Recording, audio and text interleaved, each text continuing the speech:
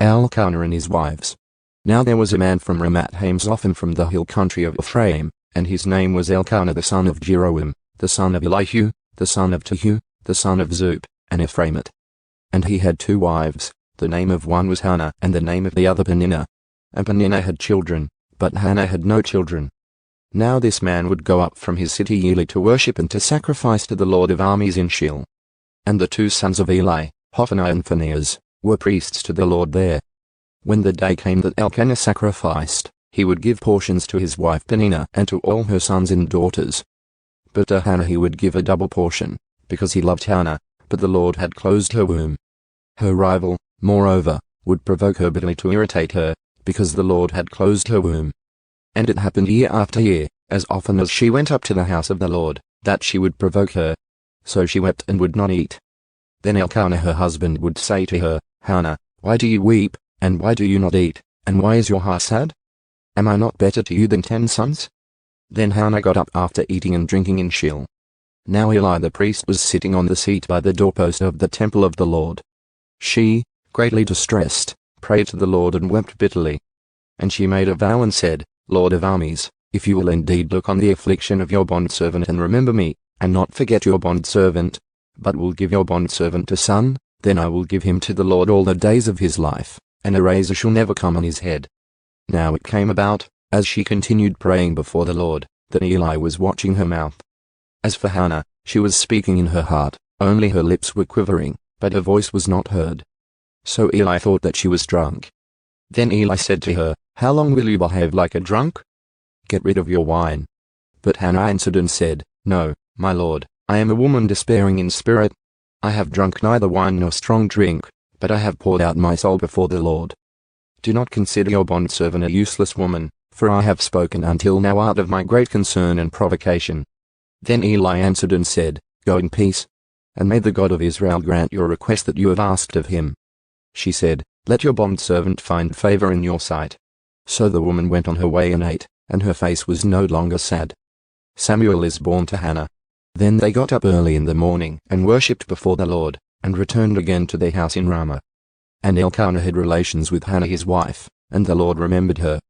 It came about in due time, after Hannah had conceived, that she gave birth to a son, and she named him Samuel, saying, Because I have asked for him of the Lord. Then the man Elkanah went up with all his household to offer to the Lord the yearly sacrifice and to pay his vow. But Hannah did not go up, for she said to her husband, I will not go until the child is weaned. Then I will bring him, so that he may appear before the Lord and stay there for life. Elkanah her husband said to her, Do what seems best to you. Stay until you have weaned him. Only may the Lord confirm his word. So the woman stayed and nursed her son until she weaned him. Now when she had weaned him, she took him up with her, with a 3-year-old bull, 1 ephah of flour, and a jug of wine, and brought him to the house of the Lord in Shiloh, although the child was young. Then they slaughtered the bull, and brought the boy to Eli. And she said, Pardon me, my lord. As your soul lives, my lord, I am the woman who stood here beside you, praying to the Lord. For this boy I prayed, and the Lord has granted me my request which I asked of him. So I have also dedicated him to the Lord. As long as he lives he is dedicated to the Lord, and he worshipped the Lord there. Hannah's song of thanksgiving. Then Hannah prayed and said, My heart rejoices in the Lord. My horn is exalted in the Lord, my mouth speaks boldly against my enemies, because I rejoice in your salvation. There is no one holy like the Lord, indeed, there is no one besides you, nor is there any rock like our God. Do not go on boasting so very proudly, do not let arrogance come out of your mouth. For the Lord is a God of knowledge, and with him actions are weighed. The bows of the mighty are broken to pieces, but those who have stumbled strap on strength. Those who were full hire themselves out for bread, but those who are hungry cease to be hungry. Even the infertile woman gives birth to 7, but she who has many children languishes. The Lord puts to death and makes alive. He brings down to Sheol and brings up. The Lord makes poor and rich. He humbles, he also exalts. He raises the poor from the dust, he lifts the needy from the garbage heap to seat them with nobles, and he gives them a seat of honor as an inheritance. For the pillars of the earth are the Lord's, and he set the world on them. He watches over the feet of his godly ones, but the wicked ones are silenced in darkness. For not by might shall a person prevail. Those who contend with the Lord will be terrified. Against them he will thunder in the heavens, The Lord will judge the ends of the earth. And he will give strength to his king, and will exalt the horn of his anointed. Then Elkanah went to his home at Ramah. But the boy continued to attend to the service of the Lord before Eli the priest. The sin of Eli's sons. Now the sons of Eli were useless men. They did not know the Lord. And it was the custom of the priests with the people, when anyone was offering a sacrifice, the priest's servant would come while the meat was cooking, with a three-pronged fork in his hand. And he would thrust it into the pan, or kettle, or cauldron, or pot. Everything that the fork brought up, the priest would take for himself. They did so in Shiloh to all the Israelites who came there. Also, before they burned the fat, the priest's servant would come and say to the man who was sacrificing, "Give the priest meat for roasting, as he will not take cooked meat from you, only raw." And if the man said to him, "They must burn the fat first, then take as much as you desire," then he would say, "No, but you must give it to me now. And if not, I am taking it by force." And so the sin of the young men was very great before the Lord, for the men treated the offering of the Lord disrespectfully. Samuel before the Lord as a boy. Now Samuel was ministering before the Lord, as a boy wearing a linen ephod. And his mother would make for him a little robe and bring it up to him from year to year when she would come up with her husband to offer the yearly sacrifice. Then Eli would bless Elkanah and his wife, and say, "May the Lord give you children from this woman in place of the one she requested of the Lord." And they went to their own home. The Lord indeed visited Hannah, and she conceived and gave birth to 3 sons and 2 daughters. And the boy Samuel grew up before the Lord. Eli rebukes his sons. Now Eli was very old. And he heard about everything that his sons were doing to all Israel, and that they slept with the women who served at the doorway of the tent of meeting. So he said to them, "Why are you doing such things as these, the evil things that I hear from all these people? No, my sons. For the report is not good which I hear the Lord's people circulating. If one person sins against another, God will mediate for him. But if a person sins against the Lord, who can intercede for him?" But they would not listen to the voice of their father, for the Lord desired to put them to death. Now the boy Samuel was continuing to grow and to be in favor both with the Lord and with people. Then a man of God came to Eli and said to him, "This is what the Lord says, did I not indeed reveal myself to the house of your father when they were in Egypt in bondage to Pharaoh's house? Did I not choose them from all the tribes of Israel to be my priests, to go up to my altar, to burn incense, to carry an ephod before me? And did I not give to the house of your father all the fire offerings of the sons of Israel? Why are you showing contempt for my sacrifice and my offering which I have commanded for my dwelling, and why are you honoring your sons above me, by making yourselves fat with the choicest of every offering of my people Israel? Therefore the Lord God of Israel declares, I did indeed say that your house and the house of your father was to walk before me forever. But now the Lord declares, far be it from me, for those who honor me I will honor, and those who despise me will be insignificant. Behold, the days are coming when I will eliminate your strength and the strength of your father's house, so that there will not be an old man in your house. And you will look at the distress of my dwelling, in spite of all the good that I do for Israel, and there will never be an old man in your house. Yet I will not cut off every man of yours from my altar, so that your eyes will fail from weeping and your soul grieve, and all the increase of your house will die in the prime of life. And this will be the sign to you which will come in regard to your 2 sons, Hophni and Phinehas, on the same day both of them will die. But I will raise up for myself a faithful priest who will do according to what is in my heart and my soul. And I will build him an enduring house, and he will walk before my anointed always. And everyone who is left in your house will come to bow down to him for a silver coin or a loaf of bread and say, Please assign me to one of the priest's offices so that I may eat a piece of bread. The prophetic call to Samuel. Now the boy Samuel was attending to the service of the Lord before Eli. And word from the Lord was rare in those days. Visions were infrequent. But it happened at that time as Eli was lying down in his place, now his eyesight had begun to be poor and he could not see well, and the lamp of God had not yet gone out, and Samuel was lying down in the temple of the Lord where the ark of God was, that the Lord called Samuel. And he said, Here I am. Then he ran to Eli and said, Here I am, for you called me. But he said, I did not call, go back and lie down. So he went and lay down. And the Lord called yet again, Samuel. So Samuel got up and went to Eli and said, Here I am, for you called me. But he said, I did not call, my son, go back and lie down. Now Samuel did not yet know the Lord, nor had the word of the Lord yet been revealed to him. So the Lord called Samuel again for the 3rd time. And he got up and went to Eli and said, Here I am, for you called me. Then Eli realized that the Lord was calling the boy. And Eli said to Samuel, "Go lie down, and it shall be if he calls you, that you shall say, 'Speak, Lord, for your servant is listening.'" So Samuel went and lay down in his place. Then the Lord came and stood, and called as at the other times, "Samuel, Samuel." And Samuel said, "Speak, for your servant is listening." Then the Lord said to Samuel, "Behold, I am going to do a thing in Israel, and both ears of everyone who hears about it will ring. On that day I will carry out against Eli everything that I have spoken in regard to his house, from beginning to end. For I have told him that I am going to judge his house forever for the wrongdoing that he knew, because his sons were bringing a curse on themselves and he did not rebuke them.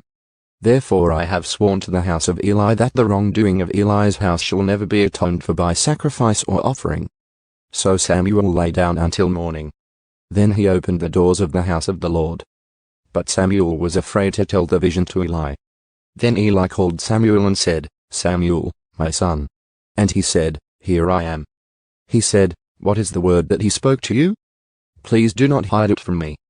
May God do the same to you, and more so, if you hide a single word from me of all the words that he spoke to you." So Samuel told him everything and hid nothing from him. And he said, "He is the Lord. Let him do what seems good to him." Now Samuel grew, and the Lord was with him, and he let none of his words fail. And all Israel from Dan even to Beersheba knew that Samuel was confirmed as a prophet of the Lord. And the Lord appeared again at Shiloh, because the Lord revealed himself to Samuel at Shiloh by the word of the Lord. Philistines take the ark in victory. So the word of Samuel came to all Israel. Now Israel went out to meet the Philistines in battle, and they camped beside Ebenezer, while the Philistines camped in Aphek. Then the Philistines drew up in battle formation to meet Israel. When the battle spread, Israel was defeated by the Philistines, who killed about 4,000 men on the battlefield. When the people came into the camp, the elders of Israel said, "Why has the Lord defeated us today before the Philistines? Let's take the ark of the covenant of the Lord from Shiloh, so that he may come among us and save us from the power of our enemies." So the people sent men to Shiloh, and from there they carried the ark of the covenant of the Lord of armies who is enthroned above the cherubim. And the two sons of Eli, Hophni and Phinehas, were there with the ark of the covenant of God. And as the ark of the covenant of the Lord was coming into the camp, all Israel shouted with a great shout, so that the earth resounded. And when the Philistines heard the noise of the shout, they said, "What does the noise of this great shout in the camp of the Hebrews mean?" Then they understood that the ark of the Lord had come into the camp. So the Philistines were afraid, for they said, "God has come into the camp." And they said, "Woe to us! For nothing like this has happened before. Woe to us! Who will save us from the hand of these mighty gods? These are the gods who struck the Egyptians with all kinds of plagues in the wilderness. Take courage and be men, Philistines, or you will become slaves to the Hebrews, as they have been slaves to you. So be men and fight." So the Philistines fought and Israel was defeated, and every man fled to his tent. And the defeat was very great, for 30,000 foot soldiers of Israel fell. Moreover, the ark of God was taken. And the two sons of Eli, Hophni and Phinehas, died. Now a man of Benjamin ran from the battle line and came to Shiloh the same day with his clothes torn, and dust on his head. When he came, behold, Eli was sitting on his seat by the road keeping watch, because his heart was anxious about the ark of God. And the man came to give a report in the city, and all the city cried out. When Eli heard the noise of the outcry, he said, "What does the noise of this commotion mean?" Then the man came hurriedly and told Eli. Now Eli was 98 years old, and his eyes were fixed and he could not see. The man said to Eli, "I am the one who came from the battle line. Indeed, I escaped from the battle line today." And he said, "How are things, my son?" Then the one who brought the news replied, "Israel has fled before the Philistines, and there has also been a great defeat among the people, and your two sons, Hophni and Phinehas, are also dead. And the ark of God has been taken." When he mentioned the ark of God, Eli fell off the seat backward beside the gate, and his neck was broken and he died, for he was old and heavy. And so he judged Israel for 40 years. Now his daughter-in-law, Phinehas' wife, was pregnant and about to give birth. And when she heard the news that the ark of God had been taken and that her father-in-law and her husband had died, she kneeled down and gave birth, because her pains came upon her. And about the time of her death the women who were standing by her said to her, "Do not be afraid, for you have given birth to a son." But she did not answer or pay attention. And she named the boy Ichabod, saying, "The glory has departed from Israel, because the ark of God had been taken and because of her father-in-law and her husband." So she said, "The glory has departed from Israel, because the ark of God has been taken." Capture of the ark provokes God. Now the Philistines took the ark of God and brought it from Ebenezer to Ashdod. Then the Philistines took the ark of God and brought it into the house of Dagon, and placed it beside Dagon. When the Ashdodites got up early the next day, behold, Dagon had fallen on his face to the ground before the ark of the Lord. So they took Dagon and set him back in his place. But when they got up early the next morning, behold, Dagon had fallen on his face to the ground before the ark of the Lord. And the head of Dagon and both palms of his hands were cut off on the threshold. Only the torso of Dagon was left. For that reason neither the priests of Dagon nor any who enter Dagon's house step on the threshold of Dagon in Ashdod to this day. Now the hand of the Lord was heavy on the Ashdodites, and he made them feel devastated and struck them with tumors, both Ashdod and its territories. When the men of Ashdod saw that it was so, they said, "The ark of the God of Israel must not remain with us, because his hand is severe on us and on Dagon our God." So they sent word and gathered all the governors of the Philistines to them, and said, "What shall we do with the ark of the God of Israel?" And they said, "Have the ark of the God of Israel brought to Gath." So they took the ark of the God of Israel away. After they had taken it away, the hand of the Lord was against the city, creating a very great panic. And he struck the people of the city, from the young to the old, so that tumors broke out on them. So they sent the ark of God to Ekron. And as the ark of God came to Ekron, the Ekronites cried out, saying, "They have brought the ark of the God of Israel to us, to kill us and our people." Therefore they sent word and gathered all the governors of the Philistines, and said, "Send away the ark of the God of Israel, and let it return to its own place, so that it will not kill us and our people." For there was a deadly panic throughout the city. The hand of God was very heavy there. And the people who did not die were struck with tumors, and the outcry of the city went up to heaven. The ark returned to Israel. Now the ark of the Lord had been in the territory of the Philistines for 7 months. And the Philistines called for the priests and the diviners, saying, "What are we to do with the ark of the Lord? Tell us how we may send it to its place." And they said, "If you are going to send the ark of the God of Israel away, do not send it empty. But you shall certainly return to him a guilt offering. Then you will be healed, and it will be revealed to you why his hand does not leave you." Then they said, "What is to be the guilt offering that we shall return to him?" And they said, 5 gold tumors and 5 gold mice, corresponding to the number of the governors of the Philistines. Since one plague was on all of you and on your governors. So you shall make likenesses of your tumors and likenesses of your mice that are ruining the land, and you shall give glory to the God of Israel. Perhaps he will lighten his hand from you, your gods, and your land. Why then do you harden your hearts as the Egyptians and Pharaoh hardened their hearts? When he had severely dealt with them, did they not let the people go, and they left? Now then, take and prepare a new cart and 2 milk cows on which there has never been a yoke, and hitch the cows to the cart and take their calves back home, away from them. Then take the ark of the Lord and place it on the cart, and put the articles of gold which you return to him as a guilt offering in a saddlebag by its side. Then send it away that it may go. But watch, if it goes up by the way of its own territory to Bethshemesh, then he has done this great evil to us. But if not, then we will know that it was not his hand that struck us. It happened to us by chance." Then the men did so. They took 2 milk cows and hitched them to the cart, and shut in their calves at home. And they put the ark of the Lord on the cart, and the saddlebag with the gold mice and the likenesses of their tumors. Now the cows went straight in the direction of Bethshemesh. They went on the same road, bellowing as they went, and did not turn off to the right or to the left. And the governors of the Philistines followed them to the border of Bethshemesh. Now the people of Bethshemesh were gathering in their wheat harvest in the valley, and they raised their eyes and saw the ark, and rejoiced at seeing it. And the cart came into the field of Joshua the Bethshemite, and stopped there where there was a large stone. And they split the wood of the cart, and offered the cows as a burnt offering to the Lord. And the Levites took down the ark of the Lord, and the saddlebag that was with it, in which were the articles of gold, and put them on the large stone. And the men of Bethshemesh offered burnt offerings, and sacrificed sacrifices that day to the Lord. When the 5 governors of the Philistines saw it, they returned to Ekron that day. Now these are the gold tumors which the Philistines returned as a guilt offering to the Lord, 1 for Ashdod, 1 for Gaza, 1 for Ashkelon, 1 for Gath, and 1 for Ekron. And the gold mice, corresponding to the number of all the cities of the Philistines belonging to the 5 governors, both of fortified cities and of country villages. The large stone on which they placed the ark of the Lord is a witness to this day in the field of Joshua the Bethshemite. Now he fatally struck some of the men of Bethshemesh, because they had looked into the ark of the Lord.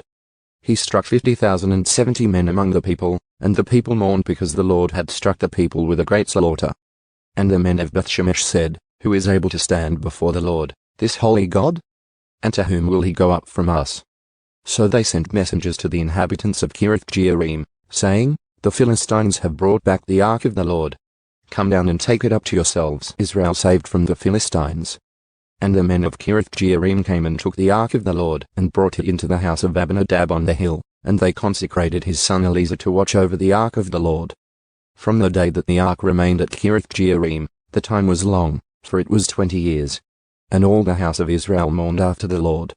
Then Samuel spoke to all the house of Israel, saying, If you are returning to the Lord with all your heart, then remove the foreign gods and the Ashtaroth from among you, and direct your hearts to the Lord and serve him alone. And he will save you from the hand of the Philistines.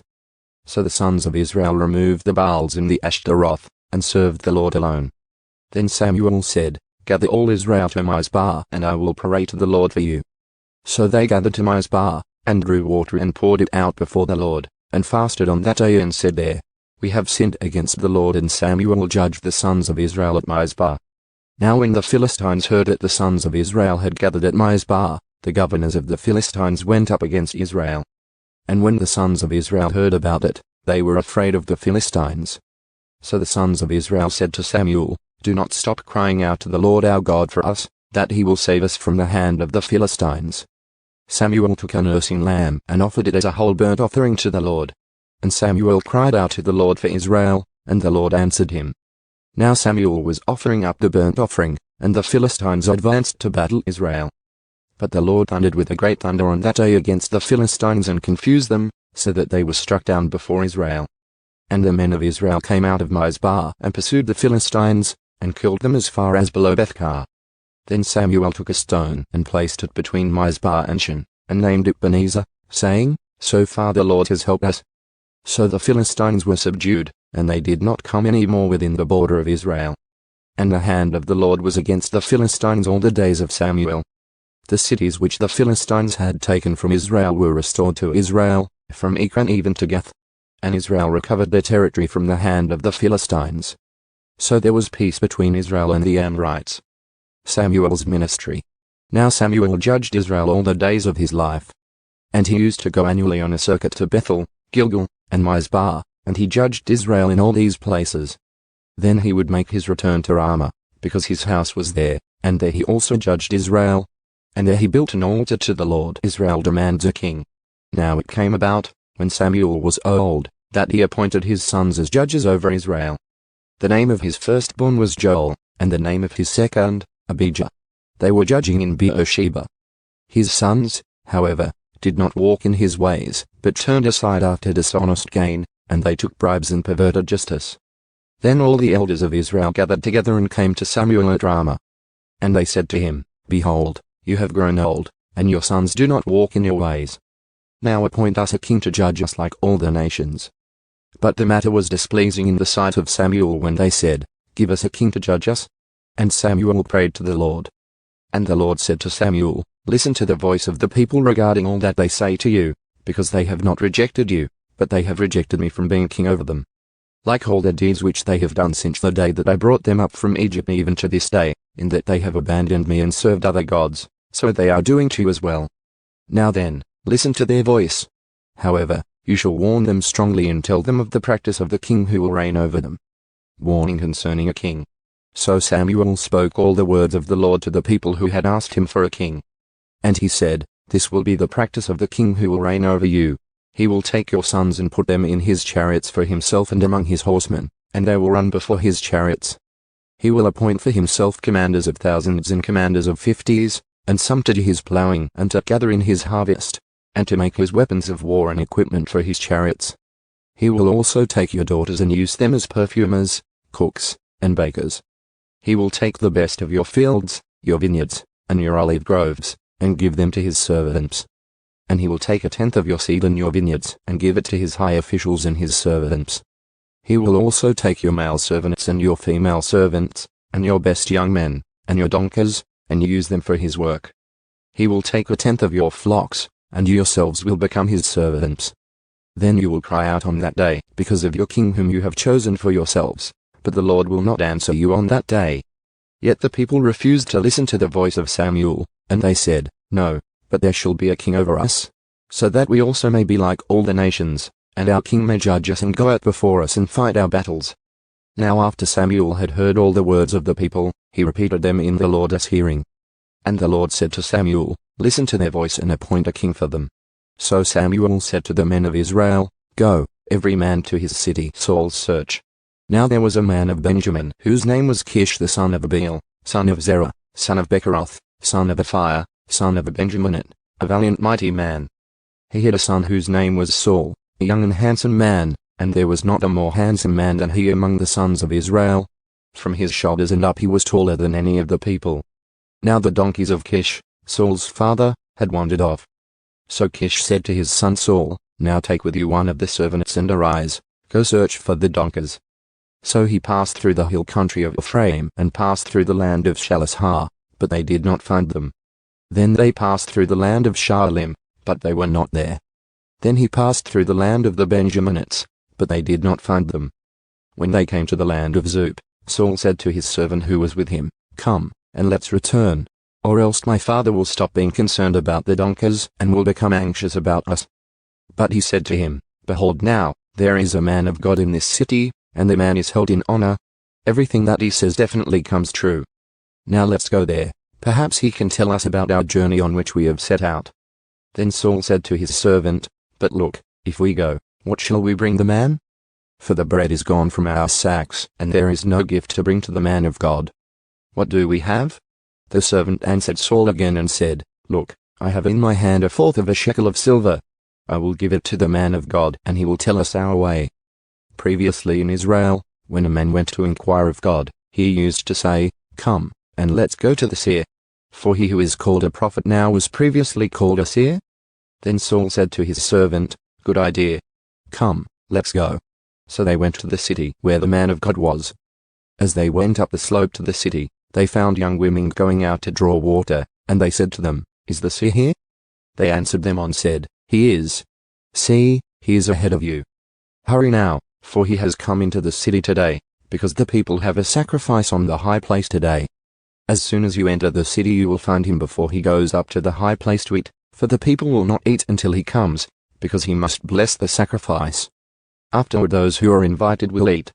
Now then, go up, for you will find him about this time." So they went up to the city. As they came into the city, behold, Samuel was coming out toward them to go up to the high place. God's choice for king. Now a day before Saul's coming, the Lord had revealed this to Samuel, saying, "About this time tomorrow I will send you a man from the land of Benjamin, and you shall anoint him as ruler over my people Israel, and he will save my people from the hand of the Philistines. For I have considered my people, because their outcry has come to me." When Samuel saw Saul, the Lord said to him, "Behold, the man of whom I spoke to you. This one shall rule over my people." Then Saul approached Samuel at the gateway and said, "Please tell me where the seer's house is." And Samuel answered Saul and said, "I am the seer. Go up ahead of me to the high place, for you shall eat with me today, and in the morning I will let you go, and will tell you everything that is on your mind. And as for your donkeys that wandered off 3 days ago, do not be concerned about them, for they have been found. And for whom is everything that is desirable in Israel? Is it not for you and for all your father's household?" Saul replied, "Am I not a Benjaminite, of the smallest of the tribes of Israel, and my family the least of all the families of the tribe of Benjamin? Why then have you spoken to me in this way?" Then Samuel took Saul and his servant and brought them into the hall, and gave them a place at the head of those who were invited, who were about 30 men. And Samuel said to the cook, "Serve the portion that I gave you, about which I said to you, set it aside." Then the cook took up the leg with what was on it and placed it before Saul. And Samuel said, "Here is what has been reserved. Place it before you and eat, because it has been kept for you until the appointed time, since I said I have invited the people." So Saul ate with Samuel that day. When they came down from the high place into the city, Samuel spoke with Saul on the roof. And they got up early. And at daybreak Samuel called to Saul on the roof, saying, "Get up, so that I may send you on your way." So Saul got up, and both he and Samuel went out into the street. As they were going down to the edge of the city, Samuel said to Saul, "Speak to the servant and have him go on ahead of us and pass by. But you stand here now, so that I may proclaim the word of God to you, Saul among the prophets." Then Samuel took the flask of oil, poured it on Saul's head, kissed him, and said, "Has the Lord not anointed you as ruler over his inheritance? When you leave me today, then you will find 2 men close to Rachel's tomb in the territory of Benjamin at Zelzah. And they will say to you, 'The donkeys which you went to look for have been found.' Now behold, your father has stopped talking about the donkeys and is anxious about you, saying, 'What am I to do about my son?' Then you will go on further from there, and you will come as far as the oak of Tabor, and there 3 men going up to God at Bethel will meet you, one carrying 3 young goats, another carrying 3 loaves of bread, and another carrying a jug of wine. And they will greet you and give you 2 loaves of bread, which you will accept from their hand. Afterward you will come to the hill of God, where the Philistine garrison is. And it shall be as soon as you have come there to the city, that you will meet a group of prophets coming down from the high place with harp, tambourine, flute, and a lyre in front of them, and they will be prophesying. Then the Spirit of the Lord will rush upon you, and you will prophesy with them and be changed into a different man. And it shall be when these signs come to you, do for yourself what the occasion requires, because God is with you. And you shall go down ahead of me to Gilgal. And behold, I will be coming down to you to offer burnt offerings and sacrifice peace offerings. You shall wait 7 days until I come to you and inform you of what you should do." Then it happened, when he turned his back to leave Samuel, that God changed his heart. And all those signs came about on that day. When they came there to the hill, behold, a group of prophets met him. And the Spirit of God rushed upon him, so that he prophesied among them. And it came about, when all who previously knew him saw that he was indeed prophesying with the prophets, that the people said to one another, "What is this that has happened to the son of Kish? Is Saul also among the prophets?" And a man from there responded and said, "And who is their father?"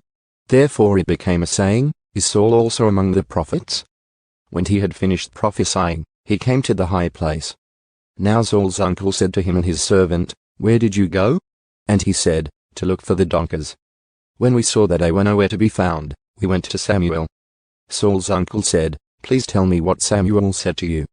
So Saul said to his uncle, "He told us plainly that the donkeys had been found." But he did not tell him about the matter of the kingdom which Samuel had mentioned.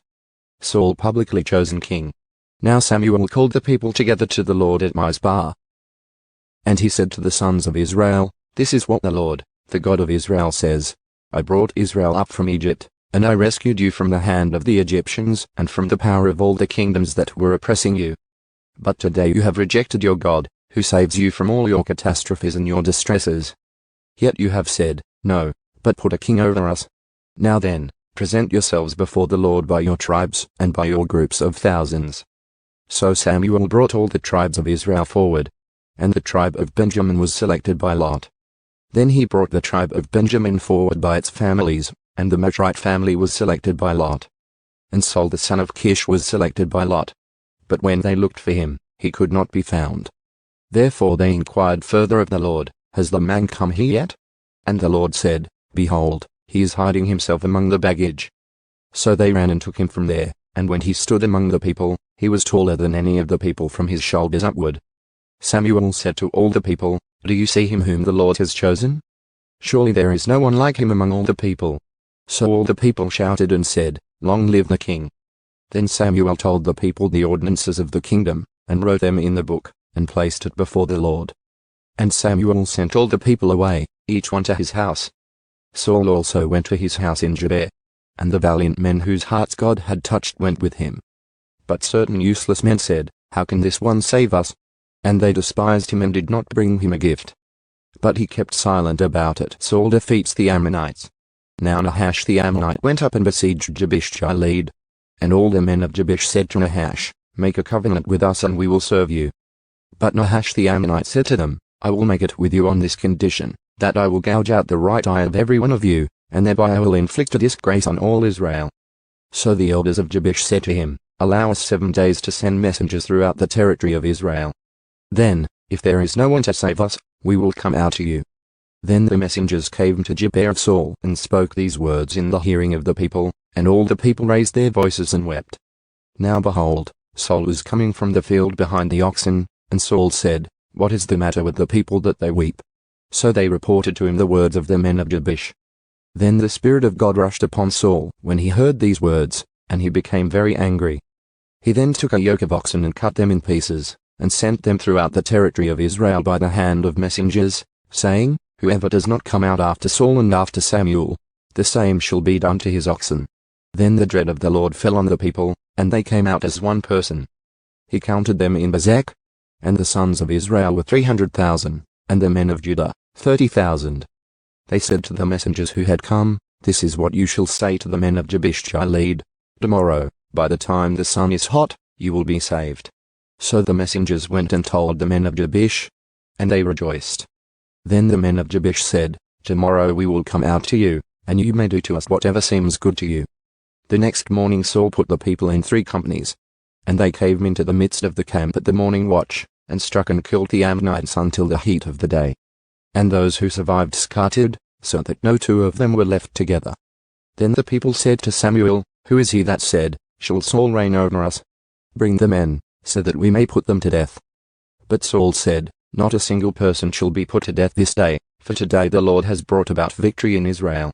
Then Samuel said to the people, Come, and let us go to Gilgal and renew the kingdom there. So all the people went to Gilgal, and there they made Saul king before the Lord in Gilgal. There they also offered sacrifices of peace offerings before the Lord. And there Saul and all the men of Israel rejoiced greatly. Samuel addresses Israel. Then Samuel said to all Israel, Behold, I have listened to your voice for all that you said to me, and I have appointed a king over you. Now, here is the king walking before you, but as for me, I am old and grey, and my sons are here with you. And I have walked before you since my youth to this day. Here I am. Testify against me before the Lord and his anointed. Whose ox have I taken, or whose donkey have I taken, or whom have I exploited? Whom have I oppressed, or from whose hand have I taken a bribe to close my eyes with it? I will return it to you. And they said, You have not exploited us or oppressed us, or taken anything from anyone's hand. So he said to them, The Lord is witness against you, and his anointed is witness this day that you have found nothing in my hand. And they said, He is witness. Then Samuel said to the people, It is the Lord who appointed Moses and Aaron and who brought your fathers up from the land of Egypt. Now then, take your stand, so that I may enter into judgment with you before the Lord concerning all the righteous acts of the Lord that he did for you and your fathers. When Jacob went into Egypt and your fathers cried out to the Lord, then the Lord sent Moses and Aaron who brought your fathers out of Egypt and settled them in this place. But they forgot the Lord their God, so he sold them into the hand of Sisera, commander of the army of Hazor, and into the hand of the Philistines, and into the hand of the king of Moab, and they fought against them. They cried out to the Lord and said, We have sinned, because we have abandoned the Lord and have served the Baals in the Ashtaroth. But now save us from the hands of our enemies, and we will serve you. Then the Lord sent Jerubbaal, Bdan, Jephthah, and Samuel, and saved you from the hands of your enemies all around, so that you lived in security. The king confirmed. But when you saw that Nahash the king of the sons of Ammon was coming against you, you said to me, No, but a king shall reign over us. Yet the Lord your God was your king. And now, behold, the king whom you have chosen, whom you have asked for, and behold, the Lord has put a king over you. If you will fear the Lord and serve him, and listen to his voice, and not rebel against the command of the Lord, then both you and the king who reigns over you will follow the Lord your God. But if you do not listen to the voice of the Lord, but rebel against the command of the Lord, then the hand of the Lord will be against you, even as it was against your fathers. Even now, take your stand and see this great thing which the Lord is going to do before your eyes. Is it not the wheat harvest today? I will call to the Lord, that he will send thunder and rain. Then you will know and see that your wickedness is great which you have done in the sight of the Lord, by asking for yourselves a king. So Samuel called to the Lord, and the Lord sent thunder and rain that day. And all the people greatly feared the Lord and Samuel. Then all the people said to Samuel, Pray to the Lord your God for your servants, so that we do not die. For we have added to all our sins this evil, by asking for ourselves a king. Samuel said to the people, Do not fear. You have committed all this evil, yet do not turn aside from following the Lord, but serve the Lord with all your heart. Indeed, you must not turn aside, for then you would go after useless things which cannot benefit or save, because they are useless. For the Lord will not abandon his people on account of his great name, because the Lord has been pleased to make you a people for himself. Furthermore, as for me, far be it from me that I would sin against the Lord by ceasing to pray for you. But I will instruct you in the good and right way. Only fear the Lord and serve him in truth with all your heart. For consider what great things he has done for you. But if you still do evil, both you and your king will be swept away. War with the Philistines. Saul was 30 years old when he began to reign, and he reigned for 42 years over Israel. Now Saul chose for himself 3,000 men of Israel, of whom 2,000 were with Saul in Michmash and in the hill country of Bethel, while 1,000 were with Jonathan at Gibeah of Benjamin. But he sent the rest of the people away, each to his tent. And Jonathan attacked the garrison of the Philistines that was in Gibeah, and the Philistines heard about it. Then Saul blew the trumpet throughout the land, saying, "Let the Hebrews hear." And all Israel heard the news that Saul had attacked the garrison of the Philistines, and also that Israel had become repulsive to the Philistines. Then the people were summoned to Saul at Gilgal. Now the Philistines assembled to fight with Israel, 30,000 chariots and 6,000 horsemen, and people like the sand which is on the seashore in abundance. And they came up and camped in Michmash, east of Bethlehem. When the men of Israel saw that they were in trouble for the people were hard pressed, then the people kept themselves hidden in caves, in crevices, in cliffs, in crypts, and in pits. And some of the Hebrews crossed the Jordan into the land of Gad and Gilead. But as for Saul, he was still in Gilgal, and all the people followed him, trembling. Now he waited for 7 days, until the appointed time that Samuel had set, but Samuel did not come to Gilgal, and the people were scattering from him. So Saul said, "Bring me the burnt offering and the peace offerings." And he offered the burnt offering. But as soon as he finished offering the burnt offering, behold, Samuel came. And Saul went out to meet him and to greet him. But Samuel said, "What have you done?" And Saul said, "Since I saw that the people were scattering from me, and that you did not come at the appointed time, and that the Philistines were assembling at Michmash, I thought, now the Philistines will come down against me at Gilgal, and I have not asked the favor of the Lord, so I worked up the courage and offered the burnt offering." But Samuel said to Saul, "You have acted foolishly. You have not kept the commandment of the Lord your God, which he commanded you, for the Lord would now have established your kingdom over Israel forever. But now your kingdom shall not endure. The Lord has sought for himself a man after his own heart, and the Lord has appointed him ruler over his people, because you have not kept what the Lord commanded you." Then Samuel set out and went up from Gilgal to Gibeah of Benjamin. And Saul counted the people who were present with him, about 600 men. Now Saul, his son Jonathan, and the people who were present with them were staying in Gibeah of Benjamin, while the Philistines camped at Michmash. Then raiders came from the camp of the Philistines in 3 companies. One company turned toward Ophrah, to the land of Shul, and another company turned toward Beth-horon, and another company turned toward the border that overlooks the valley of Zeboim toward the wilderness. Now no blacksmith could be found in all the land of Israel, because the Philistines said, "Otherwise the Hebrews will make swords or spears." So all Israel went down to the Philistines, each to sharpen his plowshare, his mattock, his axe, and his hoe. The charge was 2/3 of a shekel for the plowshares, the mattocks, the forks, and the axes, and to fix the cattle goads. So it came about on the day of battle that neither sword nor spear was found in the hands of any of the people who were with Saul and Jonathan, but they were found with Saul and his son Jonathan. And the garrison of the Philistines went out to the gorge of Michmash. Jonathan's victory. Now the day came that Jonathan, the son of Saul, said to the young man who was carrying his armor, "Come, and let's cross over to the Philistines' garrison that is on the other side." But he did not tell his father. Saul was staying on the outskirts of Gibeah under the pomegranate tree that is in Migron. And the people who were with him numbered about 600 men. And Ahijah, the son of Ahitub, Ichabod's brother, the son of Phinehas, the son of Eli, the priest of the Lord at Shiloh, was wearing an ephod. And the people did not know that Jonathan had gone. Now between the gorges by which Jonathan sought to cross over to the Philistines' garrison there was a rocky crag on the one side, and the rocky crag on the other side. And the name of the one was Beozedezed, and the name of the other, Seneh. The one crag rose on the north opposite Michmash, and the other on the south opposite Gibeah. Then Jonathan said to the young man who was carrying his armor, "Come, and let's cross over to the garrison of these uncircumcised men. Perhaps the Lord will work for us, because the Lord is not limited to saving by many or by few." His armor-bearer said to him, "Do everything that is in your heart." turn yourself to it, and here I am with you, as your heart desires." Then Jonathan said, "Behold, we are going to cross over to the men and reveal ourselves to them. If they say to us, 'Wait until we come to you,' then we will stand in our place and not go up to them. But if they say, 'Come up to us,' then we will go up, for the Lord has handed them over to us. And this shall be the sign to us." When the two of them revealed themselves to the garrison of the Philistines said, "Behold, Hebrews are coming out of the holes where they have kept themselves hidden." So the men of the garrison responded to Jonathan and his armor-bearer and said, "Come up to us and we will inform you of something." And Jonathan said to his armor-bearer, "Come up after me, for the Lord has handed them over to Israel."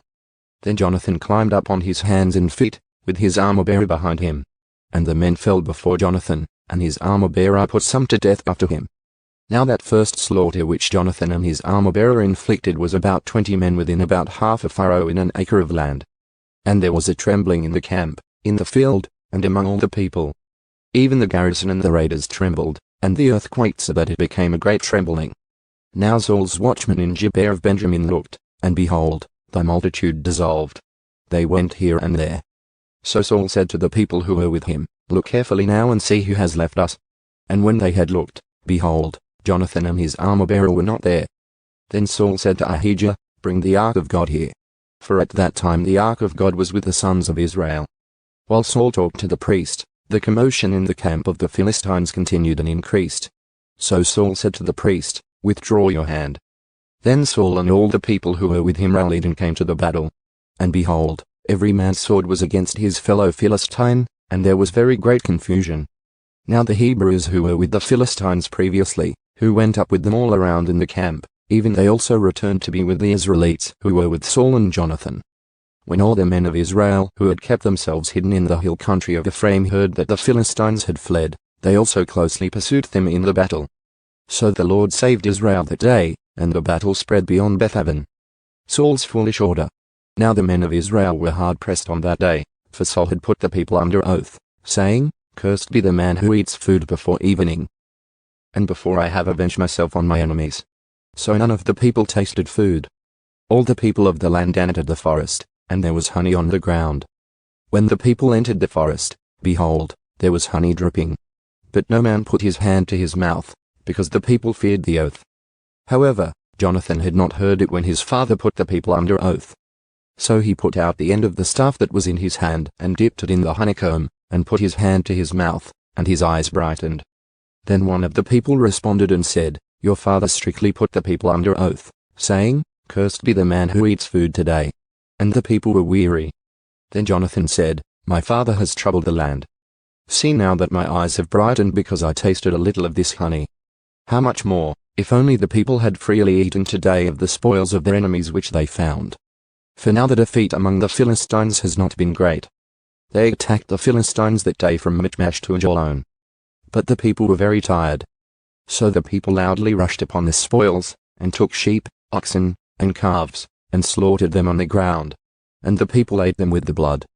Then observers informed Saul, saying, "Look, the people are sinning against the Lord by eating meat with the blood." And he said, "You have acted treacherously. Roll a large rock to me today." Then Saul said, "Disperse yourselves among the people and say to them, each one of you bring me his ox or his sheep, and slaughter it here and eat. And do not sin against the Lord by eating it with the blood." So all the people brought them that night, each one his ox with him, and they slaughtered them there. And Saul built an altar to the Lord. It was the first altar that he built to the Lord. Then Saul said, "Let's go down after the Philistines by night and take plunder among them until the morning light, and let's not leave a man among them alive." And they said, "Do whatever seems good to you." So the priest said, "Let's approach God here." So Saul inquired of God, "Shall I go down after the Philistines? Will you hand them over to Israel?" But he did not answer him on that day. Then Saul said, "Come here, all you leaders of the people, and investigate and see how this sin has happened today. For as the Lord lives, who saves Israel, even if it is in my son Jonathan, he shall assuredly die." But not one of all the people answered him. Then he said to all Israel, "You shall be on one side, and I and my son Jonathan will be on the other side." And the people said to Saul, "Do what seems good to you." Therefore Saul said to the Lord, the God of Israel, "Give a perfect lot," and Jonathan and Saul were selected by lot, but the people were exonerated. Then Saul said, "Cast lots between me and my son Jonathan." And Jonathan was selected by lot. So Saul said to Jonathan, "Tell me what you have done." And Jonathan told him, and said, "I did indeed taste a little honey with the end of the staff that was in my hand. Here I am, I must die." And Saul said, "May God do the same to me and more also, for you shall certainly die, Jonathan." But the people said to Saul, "Must Jonathan die, he who has brought about this great victory in Israel? Far from it.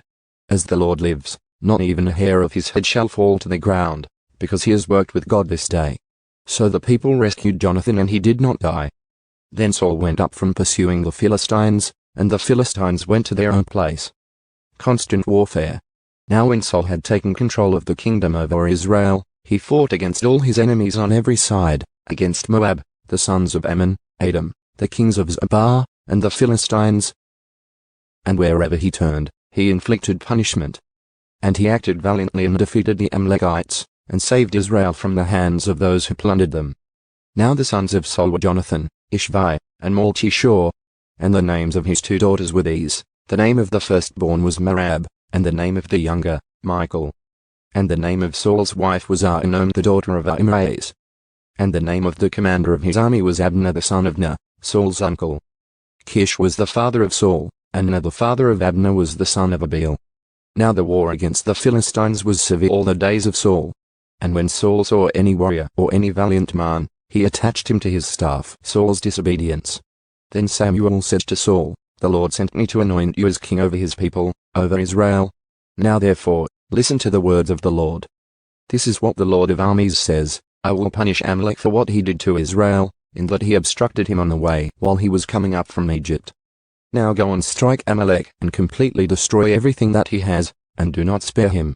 But put to death both man and woman, child and infant, ox and sheep, camel and donkey."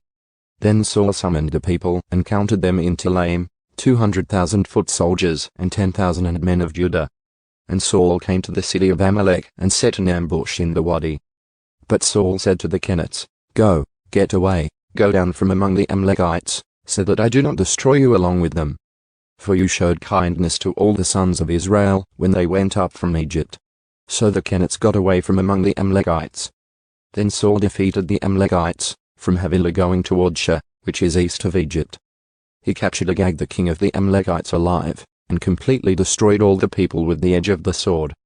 But Saul and the people spared Agag and the best of the sheep, the oxen, the more valuable animals, the lambs, and everything that was good, and were unwilling to destroy them completely. But everything despicable and weak, that they completely destroyed. Samuel rebukes Saul. Then the word of the Lord came to Samuel, saying, "I regret that I have made Saul king, because he has turned back from following me and has not carried out my commands." And Samuel was furious and cried out to the Lord all night. Samuel got up early in the morning to meet Saul. And it was reported to Samuel, saying, "Saul came to Carmel, and behold, he set up a monument for himself, then turned and proceeded on down to Gilgal."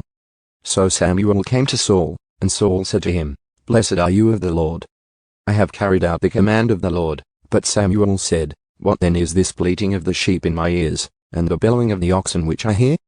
Saul said, "They have brought them from the Amalekites, for the people spared the best of the sheep and oxen to sacrifice to the Lord your God. But the rest we have completely destroyed." Then Samuel said to Saul, "Stop, and let me inform you of what the Lord said to me last night." And he said to him, "Speak." So Samuel said, "Is it not true, though you were insignificant in your own eyes, that you became the head of the tribes of Israel? For the Lord anointed you as king over Israel. And the Lord sent you on a mission, and said, Go and completely destroy the sinners, the Amalekites, and fight against them until they are eliminated. Why then did you not obey the voice of the Lord? Instead, you loudly rushed upon the spoils and did what was evil in the sight of the Lord." Then Saul said to Samuel, "I did obey the voice of the Lord, for I went on the mission on which the Lord sent me. And I have brought Agag the king of Amalek, and have completely destroyed the Amalekites. But the people took some of the spoils, sheep and oxen, the choicest of the things designated for destruction, to sacrifice to the Lord your God at Gilgal." Samuel said, "Does the Lord have as much delight in burnt offerings and sacrifices as in obeying the voice of the Lord? Behold, to obey is better than a sacrifice, and to pay attention is better than the fat of rams. For rebellion is as reprehensible as the sin of divination, and insubordination is as reprehensible as false religion and idolatry. Since you have rejected the word of the Lord, he has also rejected you from being king." Then Saul said to Samuel, "I have sinned, for I have violated the command of the Lord and your words, because I feared the people and listened to their voice. Now then, please pardon my sin and return with me, so that I may worship the Lord." But Samuel said to Saul, "I will not return with you. For you have rejected the word of the Lord, and the Lord has rejected you from being king over Israel." Then Samuel turned to go, but Saul grasped the edge of his robe, and it tore off. So Samuel said to him, "The Lord has torn the kingdom of Israel from you today and has given it to your neighbor, who is better than you. Also the glory of Israel will not lie nor change his mind. For he is not a man, that he would change his mind." Then Saul said, "I have sinned. But please honor me now before the elders of my people and before all Israel, and go back with me, so that I may worship the Lord your God." So Samuel went back following Saul, and Saul worshipped the Lord. Then Samuel said, "Bring me Agag, the king of the Amalekites." And Agag came to him cheerfully. And Agag said, "Surely the bitterness of death is gone." But Samuel said, "As your sword has made women childless, so shall your mother be childless among women." And Samuel cut Agag to pieces before the Lord at Gilgal. Then Samuel went to Ramah, but Saul went up to his house at Gibeah of Saul. And Samuel did not see Saul again until the day of his death, though Samuel mourned for Saul. And the Lord regretted that he had made Saul king over Israel. Samuel goes to Bethlehem. Now the Lord said to Samuel, "How long are you going to mourn for Saul, since I have rejected him from being king over Israel?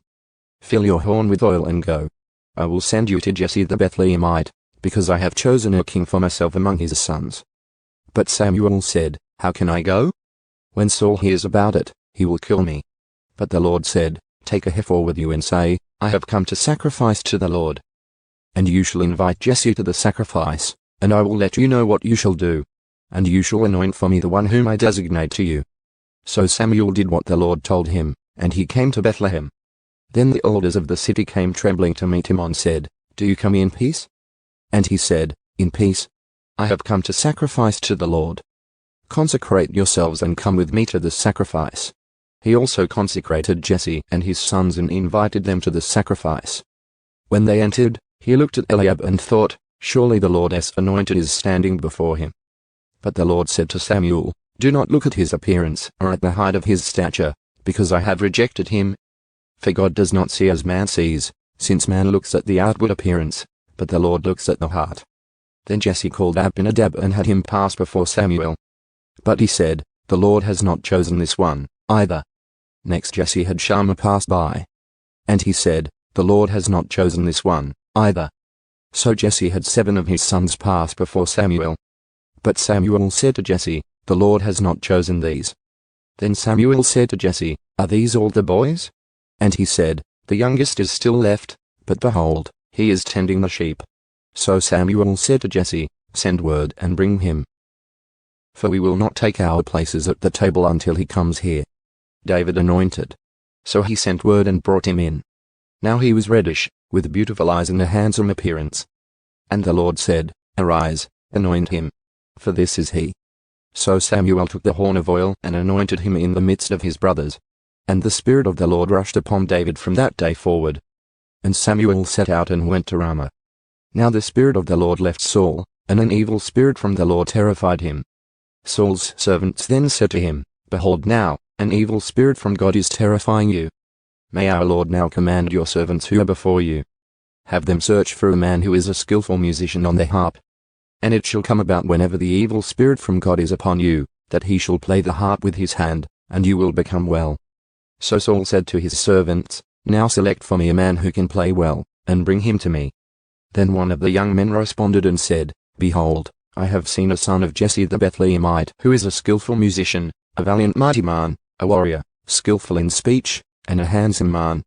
And the Lord is with him." So Saul sent messengers to Jesse to say, "Send me your son David, who is with the flock." And Jesse took a donkey loaded with bread and a jug of wine, and he took a young goat, and sent them to Saul by his son David. Then David came to Saul and attended him. And Saul greatly loved him, and he became his armor-bearer. So Saul sent word to Jesse, saying, "Let David now be my attendant, for he has found favor in my sight." So it came about whenever the evil spirit from God came to Saul, David would take the harp and play it with his hand. And Saul would feel relieved and become well, and the evil spirit would leave him. Goliath's challenge. Now the Philistines gathered their armies for battle. And they were gathered at Soch, which belongs to Judah, and they camped between Soch and Azekah, in Ephes-Dammim. Saul and the men of Israel were assembled and camped in the valley of Elah, and they drew up in battle formation to confront the Philistines. The Philistines were standing on the mountain on one side, while Israel was standing on the mountain on the other side, with the valley between them. Then a champion came forward from the army encampment of the Philistines, named Goliath, from Gath. His height was 6 cubits and a span. And he had a bronze helmet on his head, and he wore scale armor which weighed 5,000 shekels of bronze. He also had bronze greaves on his legs and a bronze saber slung between his shoulders. The shaft of his spear was like a weaver's beam, and the head of his spear weighed 600 shekels of iron. And his shield carrier walked in front of him. He stood and shouted to the ranks of Israel and said to them, "Why do you come out to draw up in battle formation? Am I not the Philistine, and you the servants of Saul? Choose a man as your representative and have him come down to me. If he is able to fight me and kill me, then we will become your servants. But if I prevail against him and kill him, then you shall become our servants and serve us." Then the Philistine said, "I have defied the ranks of Israel this day. Give me a man, so that we may fight together." When Saul and all Israel heard these words of the Philistine, they were dismayed and very fearful. Now David was the son of the Ephrathite of Bethlehem in Judah, the man whose name was Jesse, and he had 8 sons. And Jesse was old in the days of Saul, advanced in years among men. The 3 older sons of Jesse had followed Saul to the battle. And the names of his 3 sons who had gone into the battle were Eliab the firstborn, and second to him, Abinadab, and the third, Shammah. So David was the youngest. Now the 3 oldest followed Saul. But David went back and forth from Saul to tend his father's flock at Bethlehem. And the Philistine came forward morning and evening, and took his stand for 40 days. Then Jesse said to his son David, "Take now for your brothers an ephah of this roasted grain and these 10 loaves, and run to the camp to your brothers. Bring also these 10 slices of cheese to the commander of their 1,000, and look into the well-being of your brothers and bring back confirmation from them. For Saul and they and all the men of Israel are in the valley of Elah, fighting the Philistines." David accepts the challenge. So David got up early in the morning and left the flock with a keeper, and took the supplies and went as Jesse had commanded him.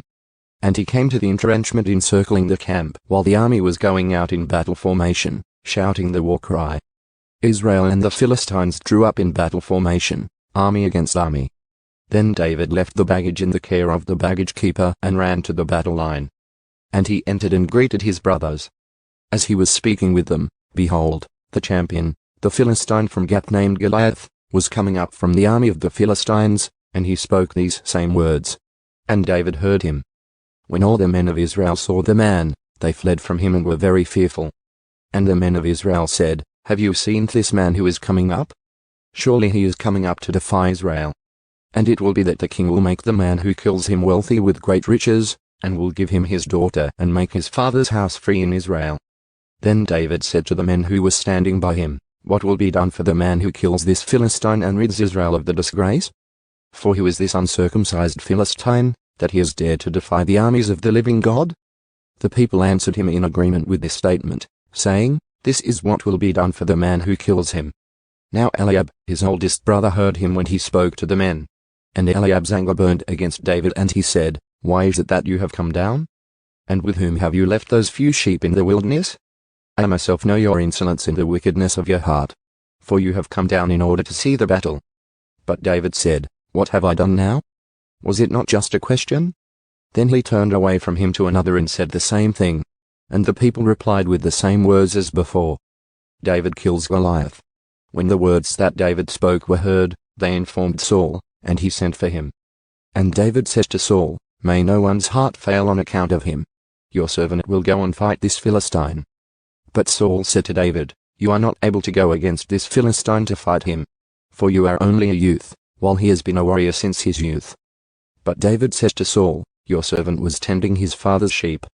When a lion or a bear came and took a sheep from the flock, I went out after it and attacked it, and rescued the sheep from its mouth. And when it rose up against me, I grabbed it by its mane and struck it and killed it. Your servant has killed both the lion and the bear. and this uncircumcised Philistine will be like one of them, since he has defied the armies of the living God. And David said, The Lord who saved me from the paw of the lion and the paw of the bear, he will save me from the hand of this Philistine. So Saul said to David, Go, and may the Lord be with you. Then Saul clothed David with his military attire and put a bronze helmet on his head, and outfitted him with armor. And David strapped on his sword over his military attire and struggled at walking, for he had not trained with the armor. So David said to Saul, I cannot go with these, because I have not trained with them. And David took them off. Then he took his staff in his hand and chose for himself 5 smooth stones from the brook, and put them in the shepherd's bag which he had, that is, in his shepherd's pouch, and his sling was in his hand. And he approached the Philistine. Then the Philistine came and approached David, with the shield bearer in front of him. When the Philistine looked and saw David, he was contemptuous of him, for he was only a youth, and reddish, with a handsome appearance. So the Philistine said to David, Am I a dog, that you come to me with sticks? And the Philistine cursed David by his gods. The Philistine also said to David, Come to me, and I will give your flesh to the birds of the sky and the wild animals. But David said to the Philistine, You come to me with a sword, a spear, and a saber, but I come to you in the name of the Lord of armies, the God of the armies of Israel, whom you have defied. This day the Lord will hand you over to me, and I will strike you and remove your head from you. Then I will give the dead bodies of the army of the Philistines this day to the birds of the sky and the wild animals of the earth, so that all the earth may know that there is a God in Israel, and that this entire assembly may know that the Lord does not save by sword or by spear. For the battle is the Lord's, and he will hand you over to us. Then it happened, when the Philistine came closer to meet David, that David ran quickly toward the battle line to meet the Philistine. And David put his hand into his bag and took from it a stone and slung it, and struck the Philistine on his forehead. And the stone penetrated his forehead, and he fell on his face to the ground. So David prevailed over the Philistine with the sling and the stone. He struck the Philistine and killed him, and there was no sword in David's hand. Then David ran and stood over the Philistine, and took his sword and drew it out of its sheath and finished him, and cut off his head with it. When the Philistines saw that their champion was dead, they fled. Then the men of Israel and Judah rose up and shouted, and they pursued the Philistines as far as the valley, and to the gates of Ekron. And the Philistine dead lay along the way to Shaaraim, even to Gath and Ekron. Then the sons of Israel returned from their close pursuit of the Philistines, and plundered their camps. And David took the Philistine's head and brought it to Jerusalem, but he put his weapons in his tent. Now when Saul had seen David going out against the Philistine, he said to Abner the commander of the army, Abner, whose son is this young man? And Abner said, By your life, O king, I do not know. And the king said, You then, ask whose son the youth is. So when David returned from killing the Philistine, Abner took him and brought him before Saul with the Philistine's head in his hand. Then Saul said to him, Whose son are you, young man? And David answered, I am the son of your servant Jesse the Bethlehemite, Jonathan. And David. Now it came about, when he had finished speaking to Saul, Jonathan committed himself to David, and Jonathan loved him as himself. And Saul took him that day and did not let him return to his father's house. Then Jonathan made a covenant with David, because he loved him as himself. Jonathan stripped himself of the robe that was on him and gave it to David, with his military gear, including his sword, his bow, and his belt. And David went into battle wherever Saul sent him, and always achieved success. So Saul put him in charge of the men of war. And it was pleasing in the sight of all the people, and also in the sight of Saul's servants. Now it happened as they were coming, when David returned from killing the Philistine, that the women came out of all the cities of Israel, singing and dancing, to meet King Saul, with tambourines, with joy and with other musical instruments. The women sang as they played, and said, Saul has slain his thousands, and David his 10,000s. Then Saul became very angry, for this lyric displeased him. And he said, They have given David credit for 10,000s, but to me they have given credit for only thousands. Now what more can he have but the kingdom? And Saul eyed David with suspicion from that day on. Saul turns against David. Now it came about on the next day that an evil spirit from God rushed upon Saul, and he raved in the midst of the house, while David was playing the harp with his hand, as usual. And a spear was in Saul's hand. Then Saul hurled the spear, for he thought, I will pin David to the wall. But David escaped from his presence, twice. Now Saul was afraid of David, because the Lord was with him but had left Saul. So Saul removed him from his presence and appointed him as his commander of 1,000. and he went out and came in before the people. David was successful in all his ways, for the Lord was with him. When Saul saw that he was very successful, he was afraid of him. But all Israel and Judah loved David, for he would go out to battle and return before them. Then Saul said to David, "Here is my older daughter Merab. I will give her to you as a wife, only be a valiant man for me and fight the Lord's battles." For Saul thought, "My hand shall not be against him, but let the hand of the Philistines be against him."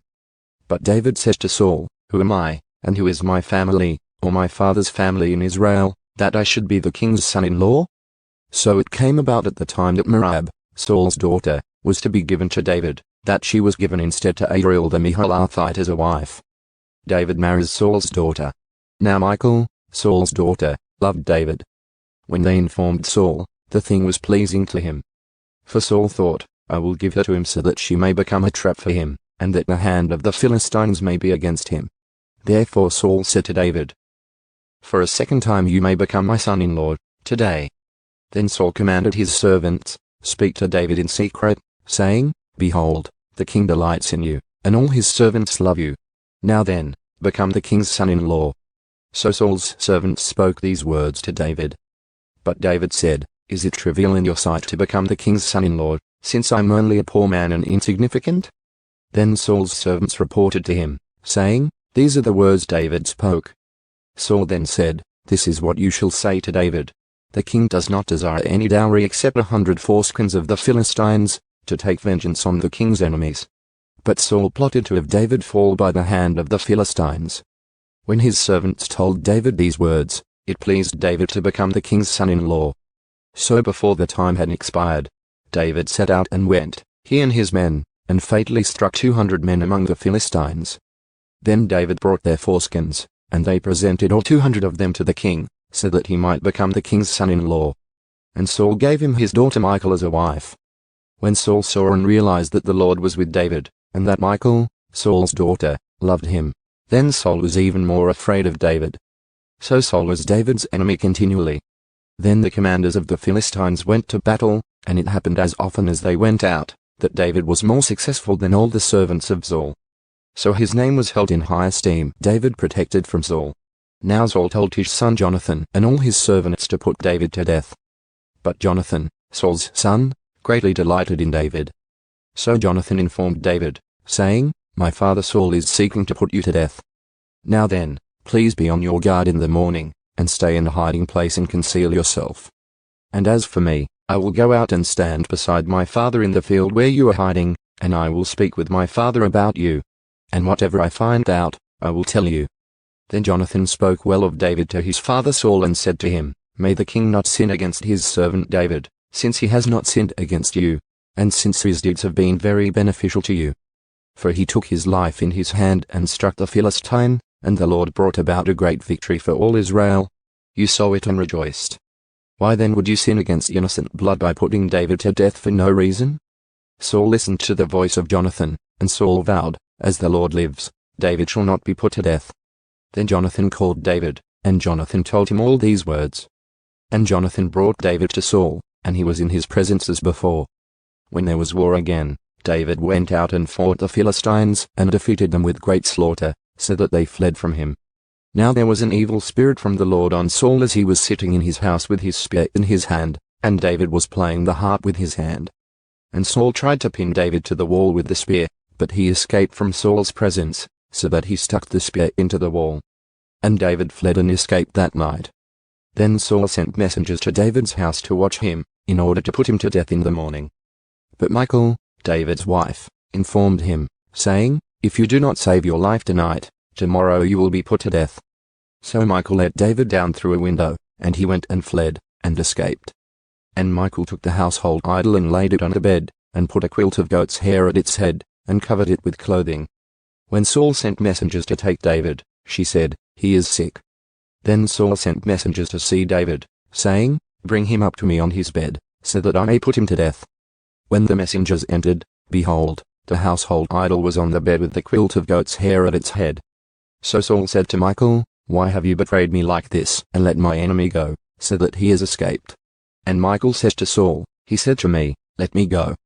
Why should I put you to death?'" So David fled and escaped, and came to Samuel at Ramah. And he informed him of everything that Saul had done to him.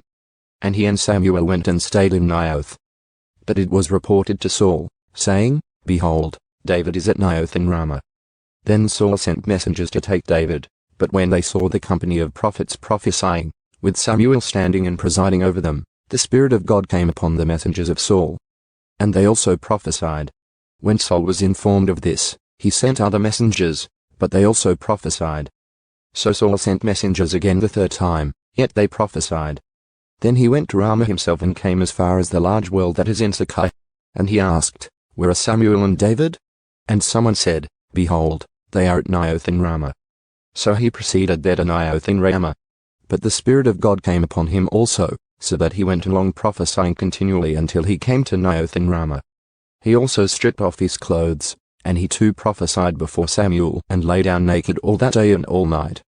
Therefore they say, Is Saul also among the prophets? David and Jonathan's covenant. Then David fled from Naioth in Ramah, and he came and said to Jonathan, What have I done? What is my guilt? And what is my sin before your father, that he is seeking my life? He said to him, Far from it, you shall not die. Behold, my father does nothing either great or small without informing me. So why would my father hide this thing from me?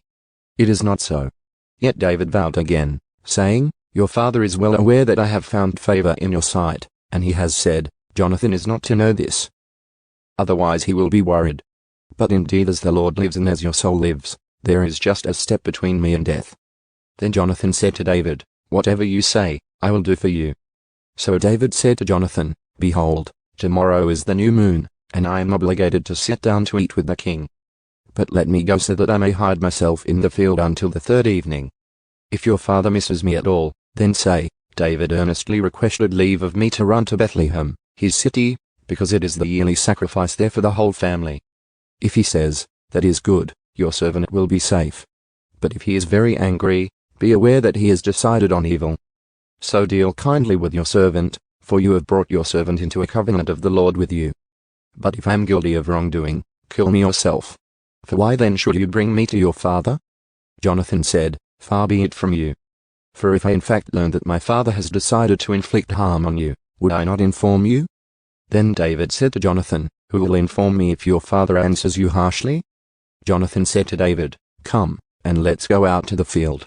So both of them went out to the field. Then Jonathan said to David, The Lord, the God of Israel, is my witness. When I have sounded out my father about this time tomorrow or the third day, behold, if he has a good feeling toward you, shall I not then send word to you and inform you? If it pleases my father to do you harm, may the Lord do so to me and more so, if I fail to inform you and send you away, so that you may go in safety. And may the Lord be with you as he has been with my father. And if I am still alive, will you not show me the faithfulness of the Lord, so that I do not die?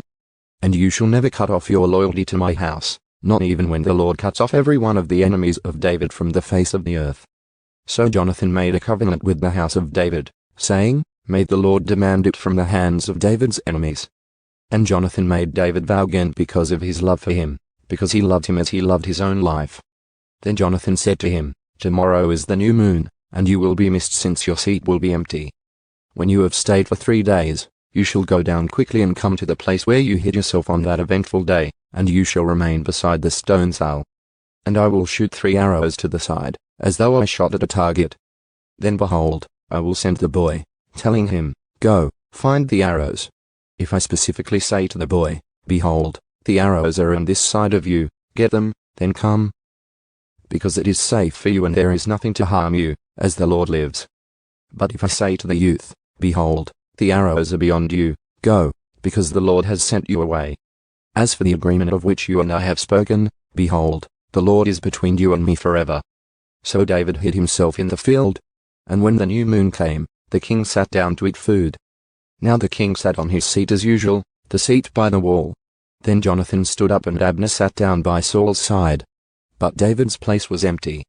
Nevertheless Saul did not say anything that day, because he thought, it must have been an accident. He is not clean, undoubtedly he is not clean.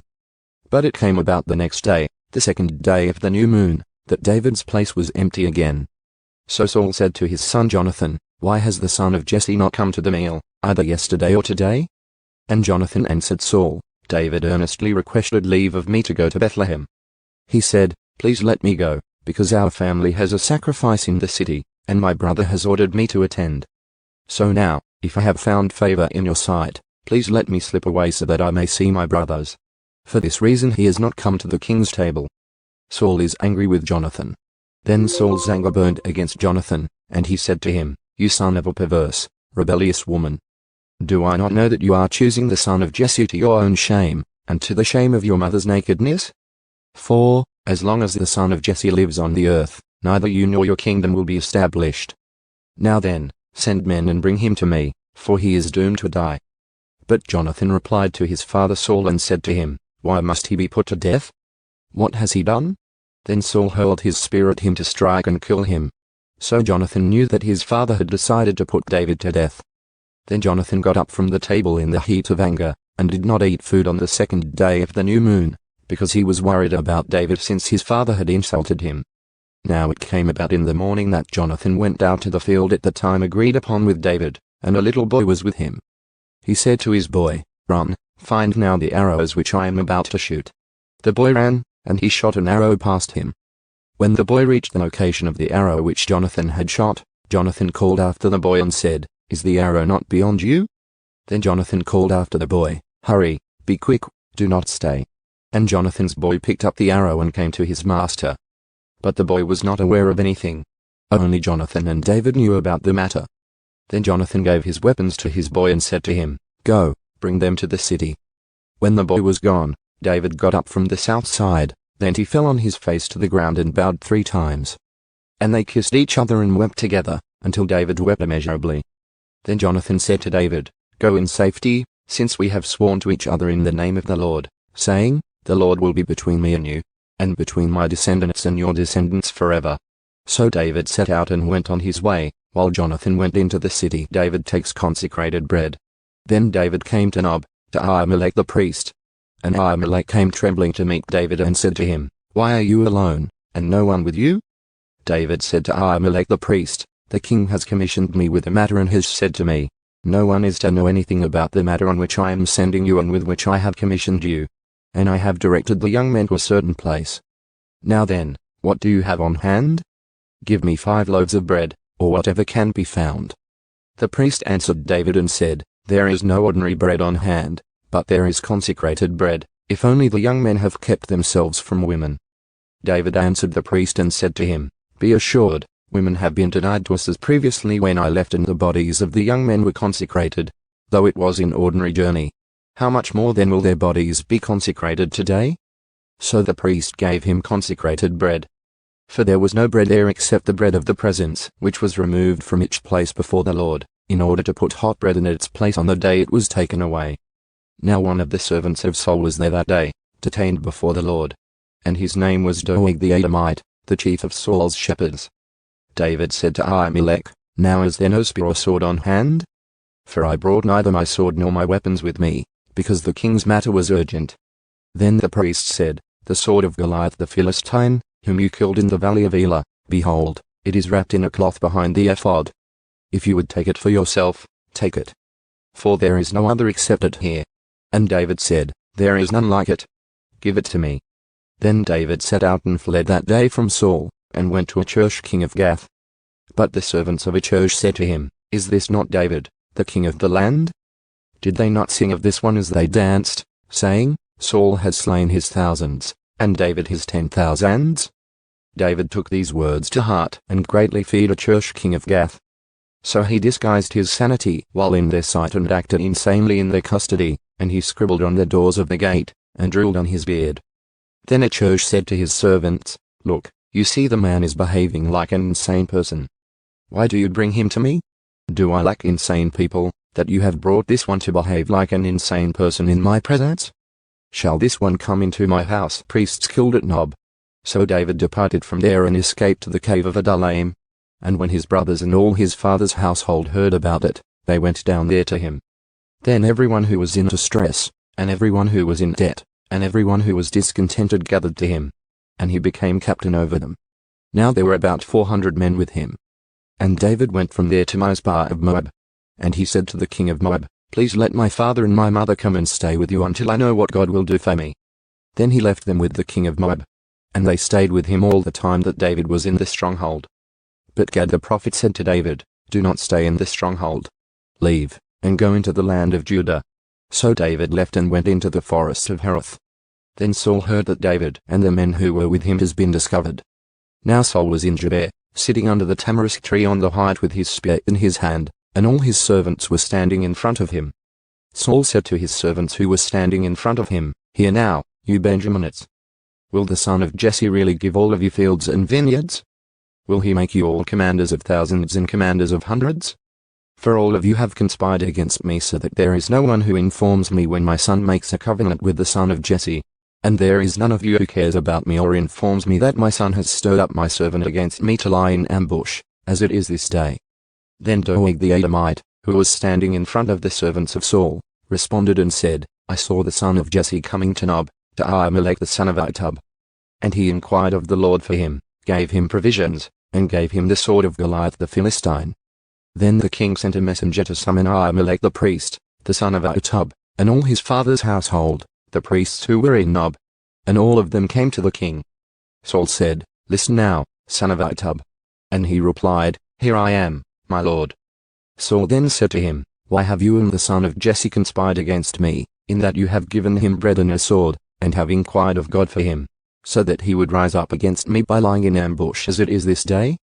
Then Ahimelech answered the king and said, "And who among all your servants is as faithful as David, the king's own son-in-law, who is commander over your bodyguard, and is honored in your house?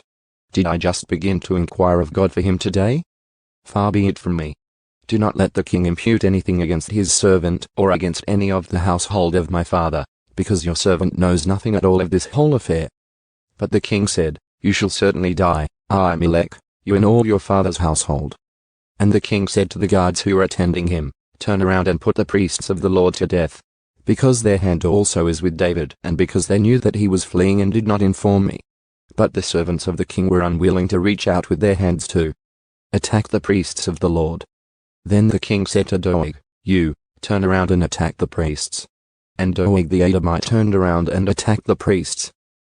And he killed on that day 85 men who wore the linen ephod. He also struck Nob the city of the priests with the edge of the sword, both men and women, children and infants.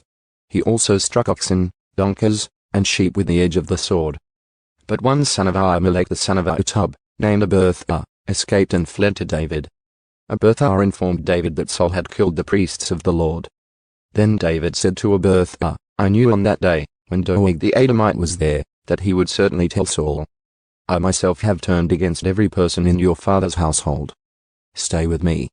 Do not be afraid, even though he who is seeking my life is seeking your life. For you are safe with me." David saves Keilah. Then they informed David, saying, "Behold, the Philistines are fighting against Keilah and are plundering the threshing floors." So David inquired of the Lord, saying, "Shall I go and attack these Philistines?" And the Lord said to David, "Go and attack the Philistines and save Keilah." But David's men said to him, "Behold, we are fearful here in Judah. How much more then if we go to Keilah against the ranks of the Philistines?" So David inquired of the Lord once more. And the Lord answered him and said, "Arise, go down to Keilah, for I am going to hand the Philistines over to you." Then David and his men went to Keilah and fought the Philistines. And he drove away their livestock and struck them with a great slaughter. So David saved the inhabitants of Keilah. Now it came about, when Abiathar the son of Ahimelech fled to David at Keilah, that he came down with an ephod in his hand. When it was reported to Saul that David had come to Keilah, Saul said, "God has handed him over to me, for he shut himself in by entering a city with double gates and bars." So Saul summoned all the people for war, to go down to Keilah to besiege David and his men. But David knew that Saul was plotting evil against him. So he said to Abiathar the priest, "Bring the ephod here." Then David said, "Lord God of Israel, your servant has heard for certain that Saul is seeking to come to Keilah to destroy the city on my account. Will the citizens of Keilah hand me over to him? Will Saul come down just as your servant has heard? Lord God of Israel, please, tell your servant." And the Lord said, "He will come down." Then David said, "Will the citizens of Keilah hand me and my men over to Saul?" And the Lord said, "They will hand you over." Then David and his men, about 600, rose up and departed from Keilah, and they went wherever they could go. When it was reported to Saul that David had escaped from Keilah, he gave up the pursuit. David stayed in the wilderness in the strongholds, and remained in the hill country in the wilderness of Ziph. And Saul searched for him every day, but God did not hand him over to him. Saul pursues David.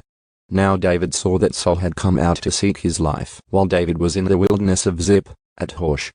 And Jonathan, Saul's son, set out and went to David at Horsh, and encouraged him in God.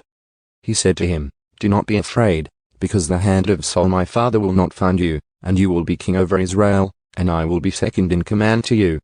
And Saul my father knows that as well." So the two of them made a covenant before the Lord. And David stayed at Horsh, while Jonathan went to his house. Then Ziphites came up to Saul at Gibeah, saying, "Is David not keeping himself hidden with us in the strongholds at Horsh, on the hill of Hachilah, which is south of Jeshimon? Now then, O king, come down, since you fully desired to do so, and our part shall be to hand him over to the king." Saul said, "May you be blessed of the Lord, since you have had compassion on me. Go now, be more persistent, and investigate and see his place where he is hiding, and who has seen him there. For I am told that he is very cunning.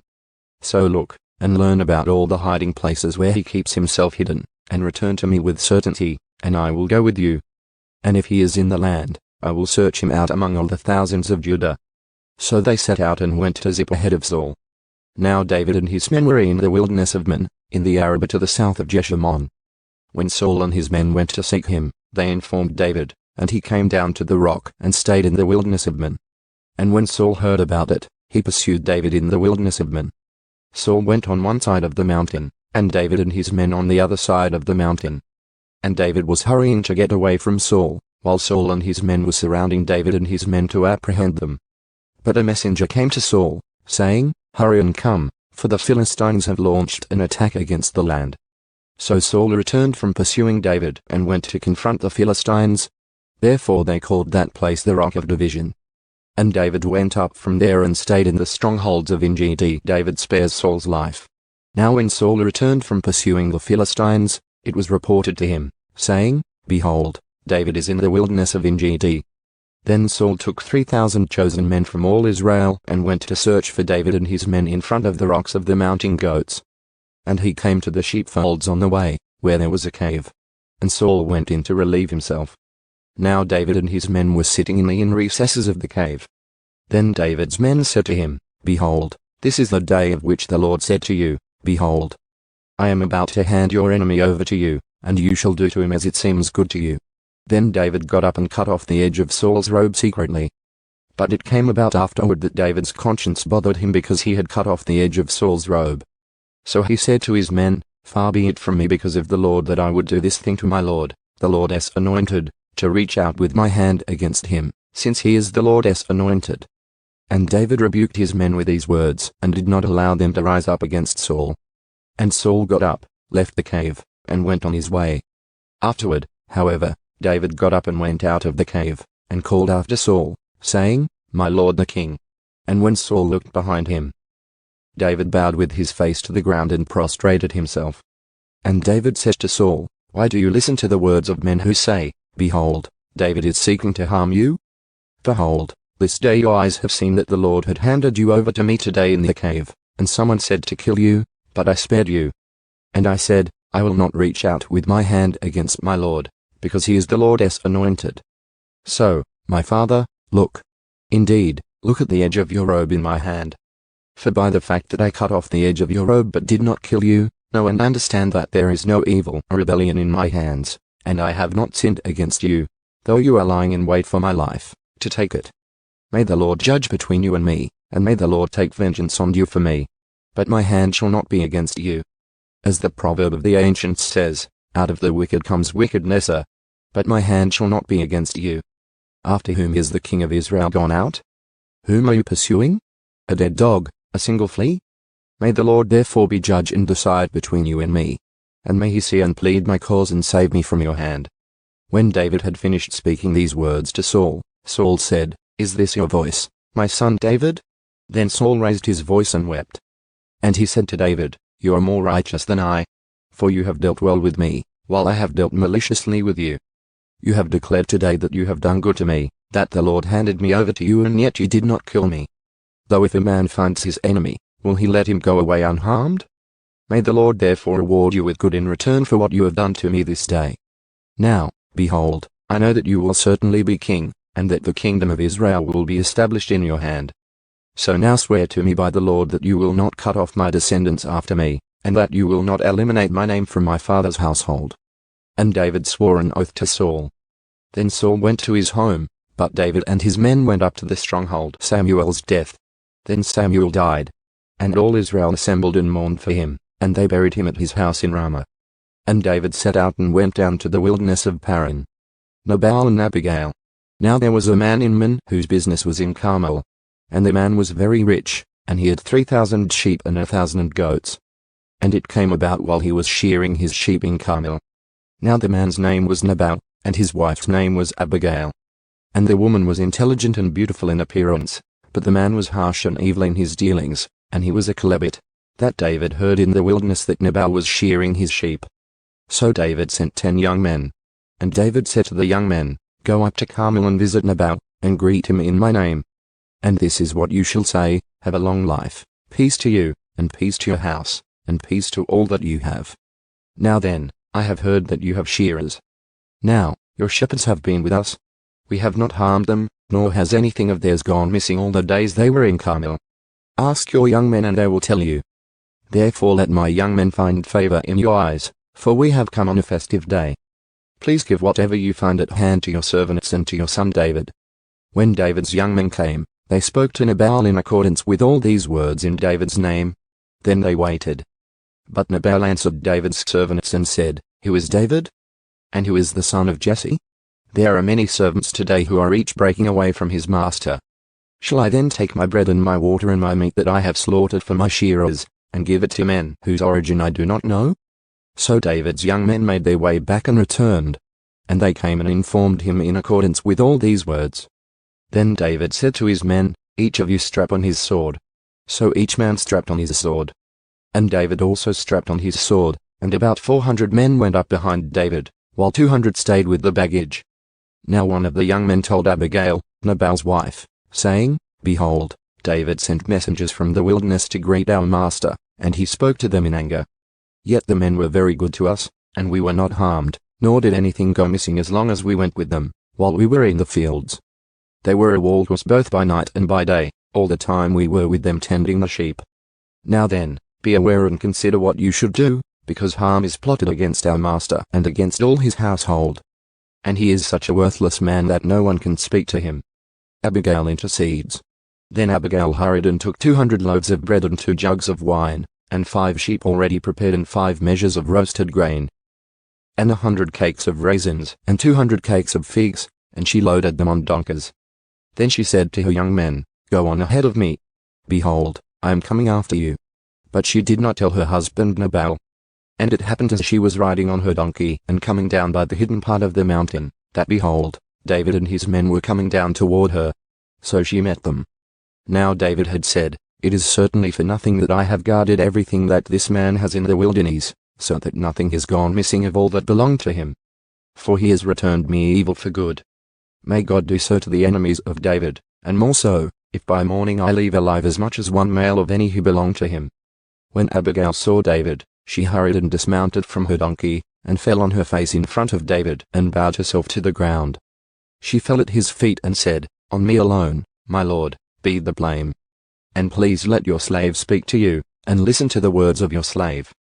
Please do not let my lord pay attention to this worthless man, Nabal, for as his name is, so is he. Nabal is his name, and stupidity is with him. But I your slave did not see the young men of my lord whom you sent. Now then, my lord, as the Lord lives, and as your soul lives, since the Lord has restrained you from shedding blood, and from avenging yourself by your own hand, now then, may your enemies and those who seek evil against my lord, be like Nabal. And now let this gift which your servant has brought to my lord be given to the young men who accompany my lord. Please forgive the offense of your slave.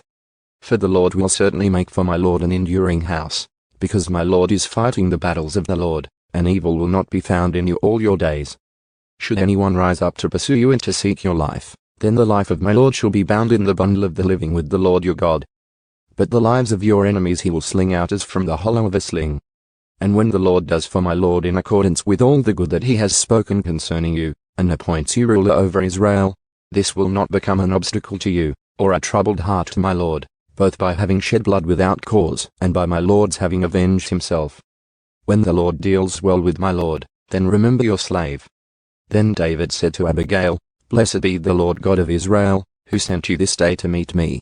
And blessed be your discernment, and blessed be you, who have kept me this day from bloodshed and from avenging myself by my own hand. Nevertheless, as the Lord God of Israel lives, who has restrained me from harming you, if you had not come quickly to meet me, there certainly would not have been left in Nabal until the morning light as much as 1 male." So David accepted from her hand what she had brought him, and said to her, "Go up to your house in peace. See, I have listened to you and granted your request." Then Abigail came to Nabal, and behold, he was having a feast in his house, like the feast of a king. And Nabal's heart was cheerful within him, for he was very drunk. So she did not tell him anything at all until the morning light. But in the morning, when the wine had gone out of Nabal, his wife told him these things, and his heart died within him so that he became like a stone. About 10 days later, the Lord struck Nabal and he died. David marries Abigail. When David heard that Nabal was dead, he said, "Blessed be the Lord, who has pleaded the cause of the shame inflicted on me by the hand of Nabal, and has kept back his servant from evil. The Lord has also returned the evil doing of Nabal on his own head." Then David sent a proposal to Abigail, to take her as his wife. When the servants of David came to Abigail at Carmel, they spoke to her, saying, "David has sent us to you to take you to him as his wife." And she got up and bowed with her face to the ground, and said, "Behold, your slave is a servant to wash the feet of my lord's servants." Then Abigail got up quickly, and rode on a donkey, with her 5 female attendants who accompanied her. And she followed the messengers of David and became his wife. David had also taken Ahinoam of Jezreel, and they both became his wives. But Saul had given his daughter Michal, David's wife, to Palti the son of Lish, who was from Galim. David again spares Saul. Then the Ziphites came to Saul at Gibeah, saying, "Is David not keeping himself hidden on the hill of Hachilah, which is opposite Jeshimon?" So Saul set out and went down to the wilderness of Ziph, taking with him 3,000 chosen men of Israel, to search for David in the wilderness of Ziph. And Saul camped on the hill of Hachilah, which is opposite Jeshimon, beside the road, and David was staying in the wilderness. When he saw that Saul had come after him into the wilderness, David sent out spies, and he learned that Saul was definitely coming. David then set out and came to the place where Saul had camped. And David saw the place where Saul lay, and Abner the son of Ner, the commander of his army. And Saul was lying in the circle of the camp, and the people were camped around him. Then David said to Ahimelech the Hittite and to Abishai the son of Zeruiah, Joab's brother, saying, "Who will go down with me to Saul in the camp?" And Abishai said, "I will go down with you."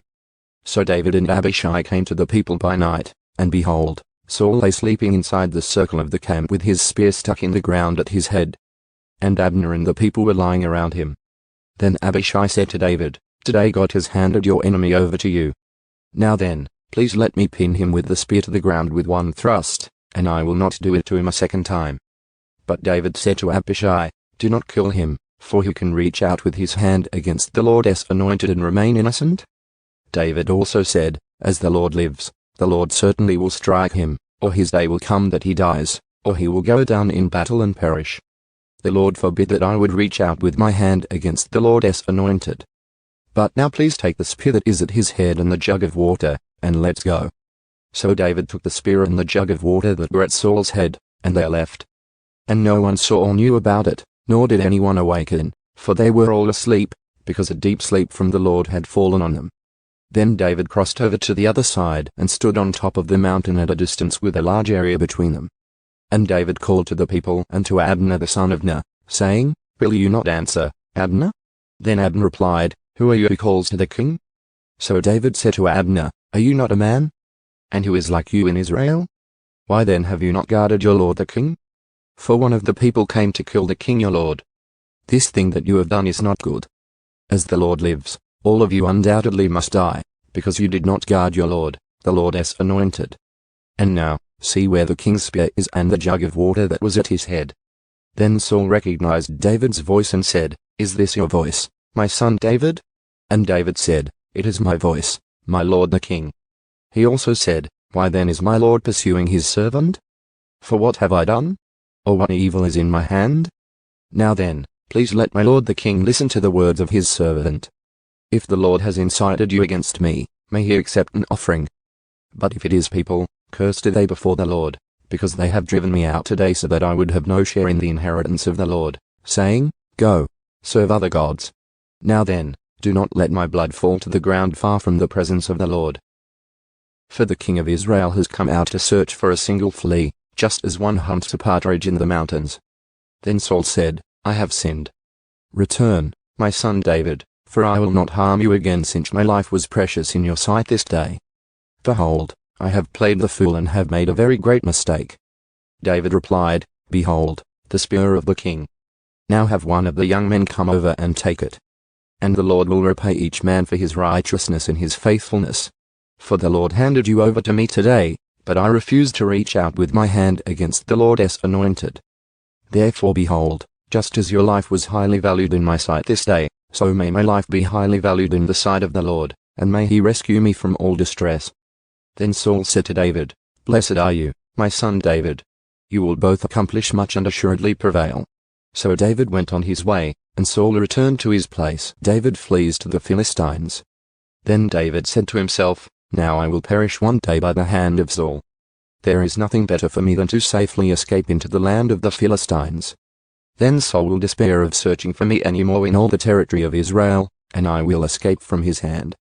So David set out and went over, he and the 600 men who were with him, to Achish the son of Maach, king of Gath.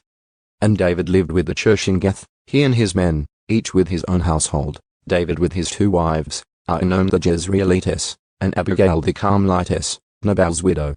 Now it was reported to Saul that David had fled to Gath, so he no longer searched for him. Then David said to Achish, If now I have found favor in your sight, have them give me a place in one of the cities in the country, so that I may live there. For why should your servant live in the royal city with you? So Achish gave him Ziklag that day. Therefore Ziklag has belonged to the kings of Judah to this day. The number of days that David lived in the country of the Philistines was 1 year and 4 months. Now David and his men went up and attacked the Geshurites, the Gizites, and the Amalekites. For they were the inhabitants of the land from ancient times, as you come to Shur even as far as the land of Egypt. David attacked the land and did not leave a man or a woman alive, and he took the sheep, the cattle, the donkeys, the camels, and the clothing. Then he returned and came to Achish. Now Achish said, Where did you carry out an attack today? And David said, Against the Negev of Judah, against the Negev of the Jerahmeelites, and against the Negev of the Kenites. And David did not leave a man or a woman alive to bring to Gath, saying, Otherwise they will tell about us, saying, This is what David has done, and this has been his practice all the time that he has lived in the country of the Philistines. So Achish believed David, saying, He has undoubtedly made himself a repulsive among his people Israel. Therefore he will become my servant forever. Saul and the spirit medium.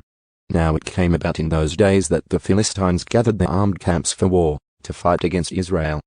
And Achish said to David, Know for certain that you will go out with me in the camp, you and your men. David said to Achish, Very well, you will learn what your servant can do.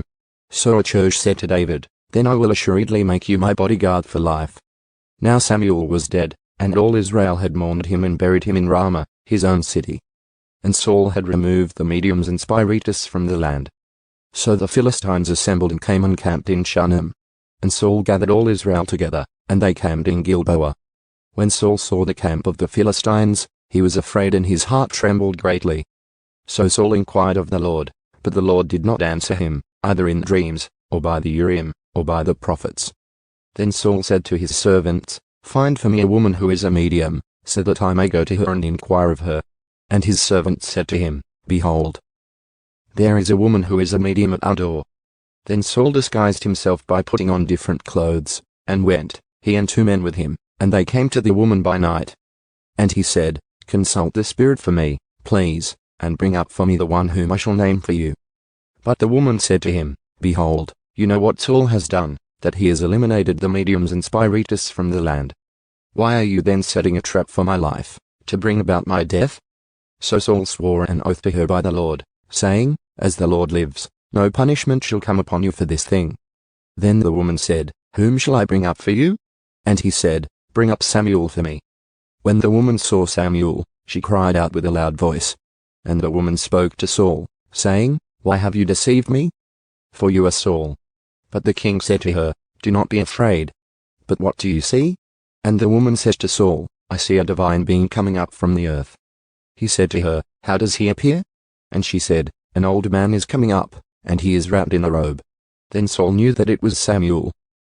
And he bowed with his face to the ground and paid homage. And Samuel said to Saul, "Why have you disturbed me by bringing me up?" Saul replied, "I am very distressed, for the Philistines are waging war against me. And God has abandoned me and no longer answers me, either through prophets or in dreams. Therefore I have called you, so that you may let me know what I should do." Samuel said, "But why ask me, since the Lord has abandoned you and has become your enemy? And the Lord has done just as he spoke through me. For the Lord has torn the kingdom from your hand and given it to your neighbor, to David. Just as you did not obey the Lord and did not execute his fierce wrath on Amalek, so the Lord has done this thing to you this day. Furthermore, the Lord will also hand Israel along with you over to the Philistines.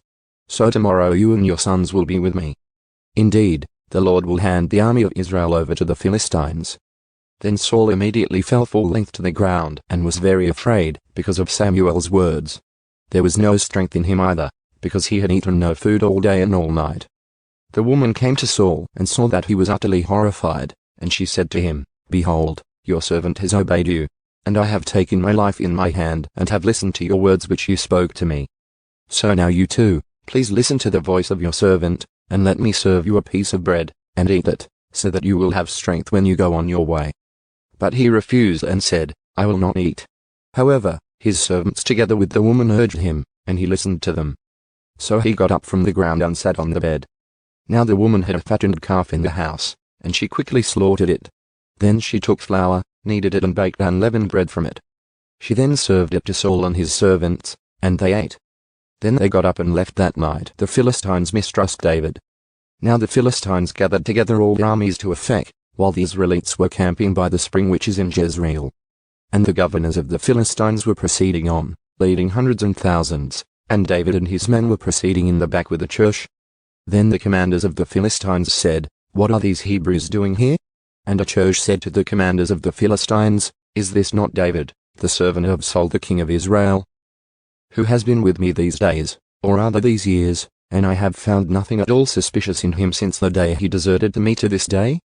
But the commanders of the Philistines were angry with him, and the commanders of the Philistines said to him, "Make the man go back, so that he will return to his place where you have assigned him, and do not let him go down to battle with us, or in the battle he may become an adversary to us. For how could this man find favor with his Lord? Would it not be with the heads of these men? Is this not David, of whom they sing in the dances, saying, Saul has slain his thousands, and David his 10,000s? Then Achish called David and said to him, "As the Lord lives, you have indeed been honest, and your going out and your coming in with me in the army are pleasing in my sight. For I have not found evil in you since the day of your coming to me to this day. Nevertheless, you are not pleasing in the sight of the governors. Now then, return and go in peace, so that you will not do anything wrong in the sight of the governors of the Philistines." However, David said to Achish, "But what have I done? And what have you found in your servant since the day that I came before you, to this day, that I cannot go and fight against the enemies of my lord the king?" But Achish replied to David, "I know that you are pleasing in my sight, like an angel of God. Nevertheless the commanders of the Philistines have said, he must not go up with us into the battle. Now then, rise early in the morning with the servants of your lord who have come with you, and as soon as you have risen early in the morning and have light, leave." So David got up early, he and his men, to leave in the morning, to return to the land of the Philistines. And the Philistines went up to Jezreel, David's victory over the Amalekites. Then it happened, when David and his men came to Ziklag on the third day, that the Amalekites had carried out an attack on the Negev and on Ziklag, and had overthrown Ziklag and burned it with fire. And they took captive the women and all who were in it, from the small to the great, without killing anyone, and drove them off and went their way.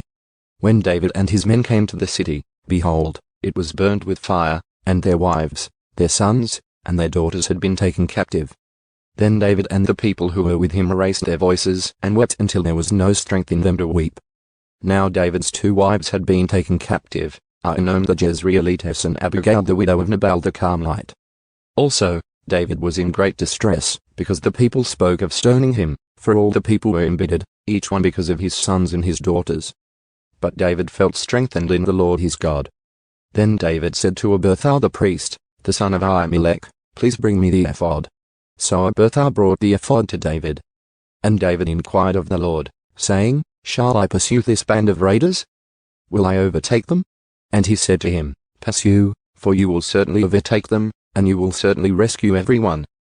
So David left, he and the 600 men who were with him, and they came to the brook Besor, where some who were left behind stayed. But David pursued, he and 400 men, for 200 who were too exhausted to cross the brook Besor stayed behind. Now they found an Egyptian in the field and brought him to David, and gave him bread and he ate, and they provided him water to drink. They also gave him a slice of fig cake and 2 cakes of raisins, and he ate. Then his spirit revived, for he had not eaten bread or drunk water for 3 days and 3 nights. Then David said to him, "To whom do you belong? And where are you from?" And he said, "I am a young man of Egypt, a servant of an Amalekite. And my master abandoned me when I became sick 3 days ago. We carried out an attack on the Negev of the Kerethites, and on that which belongs to Judah, and on the Negev of Caleb, and we burned Ziklag with fire."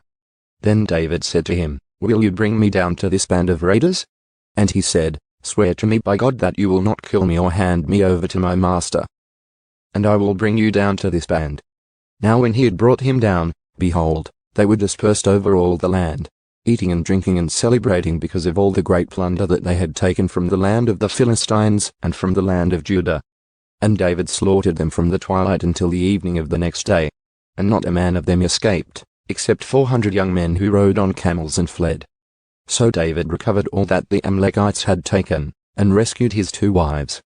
And nothing of theirs was missing, whether small or great, sons or daughters, plunder, or anything that they had taken for themselves. David brought it all back. So David had captured all the sheep and the cattle which the people drove ahead of the other livestock, and they said, "This is David's plunder." The plunder is divided.